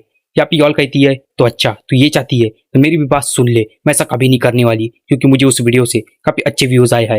या ग्यूल कहती है तो अच्छा तू ऐसा नहीं करेगी तो मैं तेरे बाल तब तक नहीं छोड़ूंगी जब तक तेरे बाल मांगी वॉन जैसे ना हो जाए। यहाँ पे यॉल बातों ही बातों में ग्यूल के ऊपर एक हेड बक मार देती है, जहाँ पे ग्यूल थोड़ी दूर जाके खसक जाती है। यहाँ पे यॉल ग्यूल को पंच मारने आगे बढ़ती है और कहती है तुझे लगता है सिर्फ बाल पकड़ने से फाइट होती है, आजा मैं तुझे रियल फाइट बताती हूँ। वो वहाँ पे ग्यूल के ऊपर पंच मारने आगे बढ़ती है, लेकिन तब भी जो ग्यूल है वो getting in without getting hurt technique का यूज करके उसके पंच को डॉच कर लेती है। इसे देख यॉल भी काफी ज्यादा हैरान रह जाती है। हम देखते कि यहाँ पे ग्यूल यॉल के सारे टेक्निक को काफी ठीक से एनालाइज कर रही थी, वो देख रही थी कि आखिर यॉल किस टाइप की फाइटर है। या ग्यूल अपने मन में कहती है किसने मेरे ऊपर यहाँ पे डायरेक्ट ना ही ग्रैब किया और ना ही चोक किया, मुझे पता लगाना पड़ेगा कि आखिर किस तरह की फाइटर है। या ग्योल इससे कहती है कि तूने मेरे ऊपर डायरेक्ट अटैक किया और तेरा पंच भी तेरे हिप से लेकर डायरेक्ट मेरे पास आया, तूने अपने पंच पे सारा फोर्स लगाया, हाँ मैं समझ गई तू एक बॉक्सर है। या ग्यूल ये सब बोलते ही उसे एकदम पीछे ढकल देती है। या ग्यूल को ऐसा करते ही यॉल कहती है तो अच्छा तो ये भी आता है, मतलब तू हॉबिन को कॉपी कर रही है, हाँ मैं समझ गई तू या हॉबिन को कॉपी कर रही है। या यॉल अपने मन में कहती है लेकिन इसे कैसे पता चला कि मैं एक बॉक्सर हूँ। ये बात सुन के ग्यूल कहती है तो तुझे लगता है मैंने हॉबिन की कॉपी की, लेकिन तुझे गलत फहमी हो रही है, तू नहीं जानती मुझे सब कुछ पता है। यहाँ पे हमें ग्यूल के उस बुक का एक पन्ना नजर आता है जहाँ पे लिखा होता है कि अगर आपको अपने ओपोनेंट से फाइट करनी है तो सबसे पहले आपको ये जानना पड़ेगा कि आपका ओपोनेंट किस तरह के फाइट को यूज करता है। उसके लिए सबसे पहले आप अपने ओपोनेंट के बाल को पकड़ लीजिए। उसके बाद ग्यूल यहाँ पे यॉल की तरफ आगे बढ़ती है और उससे कहती है कि मुझे तेरे बारे में सब कुछ पता चल चुका है। या ग्यूल कहती है कि तू एक बॉक्सर है क्योंकि तेरा वेट कम है, लेकिन मुझे पता है कि बॉक्सिंग के भी काफी अलग अलग स्टाइल होती है, लेकिन तेरा वेट कम है तो मुझे लगता है तू एक आउट बॉक्सर तो कभी नहीं हो सकती क्योंकि वो लोग काफी ज्यादा शांत होती है, लेकिन तू तो सच में काफी ज्यादा गुस्से वाली है, इसका मतलब तू एक इन फाइटर है। या ग्यूल ये सारी बातें बोली रही होती है कि तभी यॉल यहाँ पे ग्यूल के ऊपर अपने पंचेस से अटैक करने आगे बढ़ती है और कहती है तू सच में काफी ज्यादा इंप्रेसिव है, लेकिन तुझे फाइटिंग के बारे में कुछ भी नहीं पता, इसलिए तू ये सारी बातें बस गेस करती जा रही है। यहाँ हम देखते कि यॉल ग्यूल के ऊपर लगातार अपने पंचेस की बारिश करती है। या ग्यूल अपने मन में कहती है कि मुझे बॉक्सिंग के बारे में उतना नहीं पता, लेकिन ये तो सच में काफी ज्यादा अलग है। यहाँ पे यॉल रुकने का नाम नहीं लेती, वो लगातार ग्यूल के ऊपर पंचेस के पंचेस मारते ही जाती है और कहती है कि तुझे बॉक्सिंग के बारे में कुछ भी नहीं पता, तू एक नंबर की बेवकूफ है। तभी ग्यूल ये अपने मन में कहती है, इसका मतलब ये कोई हाफ कीडो तो नहीं। या ग्यूल लगातार उसके ऊपर पंच मारने आगे बढ़ती है। तब भी हम देखते कि यहाँ पे एकदम से ग्यूल को रियलाइज हो जाता है कि ये किस टाइप की बॉक्सर है। ग्यूल अपने मन में कहती है, क्या मुझे यकीन नहीं हो रहा, मुझे सच में विश्वास नहीं हो रहा कि ये एक इनफाइटर है। यहाँ पे यॉल ग्यूल के ऊपर पंच मार ही रही होती है। तभी ग्यूल अपने मन में कहती है, अगर ऐसी बात है, अगर ये सच में एक इनफाइटर है तो मेरा काम और भी ज्यादा आसान हो जाएगा। यहाँ पे यॉल जैसे ही ग्यूल के पेट के ऊपर एक पंच मारती है तो हम देखते कि उसका अटैक उल्टा यॉल के ही ऊपर होता है। या यॉल का हाथ एकदम लाल हो जाता है। या यॉल ग्यूल से कहती है, आखिर तूने अपने अंदर छुपा क्या रखा है। हम देखते कि इधर ग्यूल ने अपने पेट के अंदर ऑलरेडी एक प्लेट को छुपा के रखा था। या ग्यूल यॉल से कहती है, तो क्या तू इसके लिए रेफरी के पास जाके रोने लगेगी। यहाँ पे हमें ग्यूल के उसी बुक का पन्ना नजर आता है जहाँ पे वहां पे लिखा था कि अगर आपकी फाइट किसी बॉक्सर से होती है तो आप पहले ही अपने अंदर एक प्लेट को छुपा के रख लेना। उसके बाद यहाँ पे ग्यूल यॉल का हाथ पकड़ती है और उससे कहती है, अगर तुझे यहाँ पे रोना नहीं आ रहा तो इतना याद रखना, तो अभी काफी ज्यादा रोने वाली है क्योंकि तूने रूमी को काफी ज्यादा रुलाया है। यहाँ पे ग्यूल यॉल का हाथ काफी तेजी से पकड़ती है, उसे अपनी ओर खींचती है। उसके बाद हमें फिर से ग्यूल का उस बुक का पन्ना नजर आता है जहाँ पे लिखा था कि अगर आपकी फाइट किसी बॉक्सर से होती है तो एक ही ट्रिक है जो आपकी मदद कर सकती है, और वो ट्रिक है फ्लाइंग आर्म बार। यहाँ पे हम देखते कि ग्यूल यॉल के ऊपर उसी फ्लाइंग आर्म बार का यूज करती है जिससे ग्यूल की हालत काफी ज्यादा बुरी हो जाती है। उसके बाद हमें एकदम से लोगन और मेमसुंग नजर आता है। या लोगन कहता है कि द फ्लाइंग आर्म बार एक ऐसी टेक्निक है जहाँ पे हम अपने अपोनेंट के ऊपर हवा में उड़ के उसके आर्म को पकड़ के उसको ग्रैब कर लेते हैं, और जिनका वजन हल्का है वो इस टेक्निक को काफी अच्छे से यूज कर सकते हैं। लेकिन म्योनसुंग, तुम इसके बारे में क्यों जानना चाहते हो। म्योनसुंग कहता है, क्योंकि लोगन यही टेक्निक के कारण तुम काफी ज्यादा पॉपुलर हुए थे। लोगन कहता है, हाँ ये टेक्निक वैसे तो काफी अच्छी है लेकिन इसे हर कोई यूज नहीं कर सकता, इसे कोई ऐरा गैरा यूज नहीं कर सकता, और आजकल तो इसे सिखाना भी बंद हो चुका है, तुम इसे हर जगह पे नहीं सीख सकते। लेकिन म्योनसुंग, मुझे लगता है सिर्फ मैं ही वो इंसान हूँ जिससे तुम इस टेक्निक को सीख सकते हो। या लोगन म्योनसुंग से कहता है कि म्योनसुंग, तुम वो दूसरे इंसान होगे जिसे मैं टेक्निक सिखाने वाला हूँ। म्योनसुंग कहता है, क्या दूसरा, मतलब पहला कौन है। या लोगन कहता है कि इससे पहले भी मैंने कोरियन को ये टेक्निक सिखाई है। हाँ, उसमें उतना ज्यादा पोटेंशियल तो नहीं था कि वो एक कॉम्पिटिटर बन सके, लेकिन उसमें इतना ज्यादा जज्बा जरूर था कि वो इस फ्लाइंग आर्म बार का इंजरी को ठीक से हैंडल कर सके। या फिर हम ग्यूल और यॉल को देखती है जहाँ पे ग्यूल ने अपने आर्म बार से यॉल को एकदम से जकड़ लिया था। यहाँ पे ग्यूल अपने मन में कहती है कि इसका एक हाथ उस प्लेट के कारण पूरी तरीके से इंजर्ड हो चुका है, और यहाँ पे मैंने इसके ऊपर फ्लाइंग आर्म बार भी मार चुका है, और मुझे नहीं लगता इसे इस आर्म बार से छूटने का कोई तरीका पता होगा। यहाँ पे ग्यूल यॉल से कहती है, हे सुनो, तुम्हारे पास भी अभी भी मौका है, तुम यहाँ पे मुझे सॉरी कर दो और मुझसे माफी मांग लो। लेकिन हम देखते कि यॉल ग्यूल की बातों का कोई भी जवाब भी नहीं देती। फिर इसके बाद हमें फिर से लोगन और म्योनसुंग नजर आते हैं। जब म्योनसुंग कहता है कि हाँ ये टेक्निक सच में काफी ज्यादा तगड़ी है, इसके चक्कर से अपना अपोनेंट कभी भी नहीं निकल सकता। लोगन कहता है, हाँ ये टेक्निक सच में काफी ज्यादा अच्छी है, अगर अपने फ्लाइंग आर्म बार अपने ओपोनेंट के ऊपर ठीक से लैंड कर दिया तो अपना ओपोनेंट फिर चाहे कोई भी हो वो इसके चक्कर से कभी नहीं निकल सकता। म्योनसुंग कहता है, तो क्या इससे बचने का कोई तरीका नहीं। लोगन कहता है, नहीं ऐसी बात नहीं है, कई बार ये टेक्निक किसी के ऊपर काम भी नहीं आती। कुछ ऐसे लोग होती है जो इस टेक्निक के दर्द को ठीक से हैंडल कर सकती है, उनके अंदर इस इंजरीज को झेलने की ताकत होती है, और उन्हें हम खुद वुमन कहते हैं। म्योनसुंग कहता है, क्या वुमन। यहाँ पे लोगन कहता है, हाँ, और ये कारण नहीं कि वो जिद्दी है इसलिए इसके दर्द को हैंडल कर सकती है, कि एक कारण ये भी है कि जो वुमेन्स है वो मेन की कंपैरिजन में उनकी बॉडी काफी ज्यादा फ्लेक्सिबल रहती है, इसी कारण से वो इसके दर्द को हैंडल कर पाते हैं। लोगन कहता है कि एक बार मैंने देखा है कि एक लड़की फ्लाइंग आर्म बार खाने के बाद भी उसके दर्द ठीक से हैंडल कर रही थी, यहाँ तक कि रेफरी उससे कह रहा था कि तुम इस फाइट को हार चुकी हो, लेकिन वो इस बात को मानने के लिए तैयार नहीं थी। यहाँ पे स्टोरी फिर से ग्यूल और यॉल पे आ जाती है, जहाँ पे यॉल यहाँ पे ग्यूल के पैर को काट लेती है और उस दर्द से यहाँ पे ग्यूल उसे छोड़ देती है। यहाँ हम देखते कि ग्यूल के पैरों से वह खून निकलने लगता है। या ग्यूल यॉल से कहती है कि तू तो एक नंबर की कमीनी है, तू तो रैबिट डॉग है। यॉल कहती है, हाँ मैं हूँ, क्या तुझे इससे कोई प्रॉब्लम है। यहाँ पे यॉल अपने बालों को खोलती है और एकदम से ग्यूल के ऊपर अपने पंच से अटैक करने आगे बढ़ती है। यहाँ पे ग्यूल यॉल को ऐसा आते देख अपने मन में कहती है, ये एक बॉक्सर है लेकिन इसका ये काम पहले ही डैमेज हो चुका है। लेकिन हम देखते कि यहाँ पे यॉल के अटैक से यूल को सच में काफी ज्यादा डैमेज पहुंचता है, क्योंकि हमें पता चलता है कि यॉल ने अपने बाल को खोलते ही अपने अंगूठों पे एक पेनी पेनी चीज पहन ली थी, जिससे यूल के ऊपर काफी गंदा डैमेज पड़ा था। यहाँ पे यॉल यूल से कहती है कि अपने हाथ को जरा ठीक से चेक कर, कहीं उसमें कोई होल तो नहीं हो गया। या ग्यूल कहती है कि तू सच में काफी ज्यादा कमीनी है, जॉल कहती है अभी मैं अगली बार तुम्हारे मुंह पे पंचर कर दूंगी। ड्यूल कहती है तो अच्छा, तुम्हारा एक आर्म डैमेज हो चुका है इसलिए तुमने इन सब का यूज किया, लेकिन तुम्हें पता नहीं तुमने कितनी बड़ी गलती कर चुकी है, अब मुझे ना चाहते हुए भी उन सब का यूज करना पड़ेगा। उसके बाद याल कहती है कि मैं आपको बताऊंगी कि कैसे एक अमेचर फाइटर एक बॉक्सर से फाइट कर सकती है। और इसके साथ ये चैप्टर और ये एपिसोड यहीं पे एंड हो जाता है।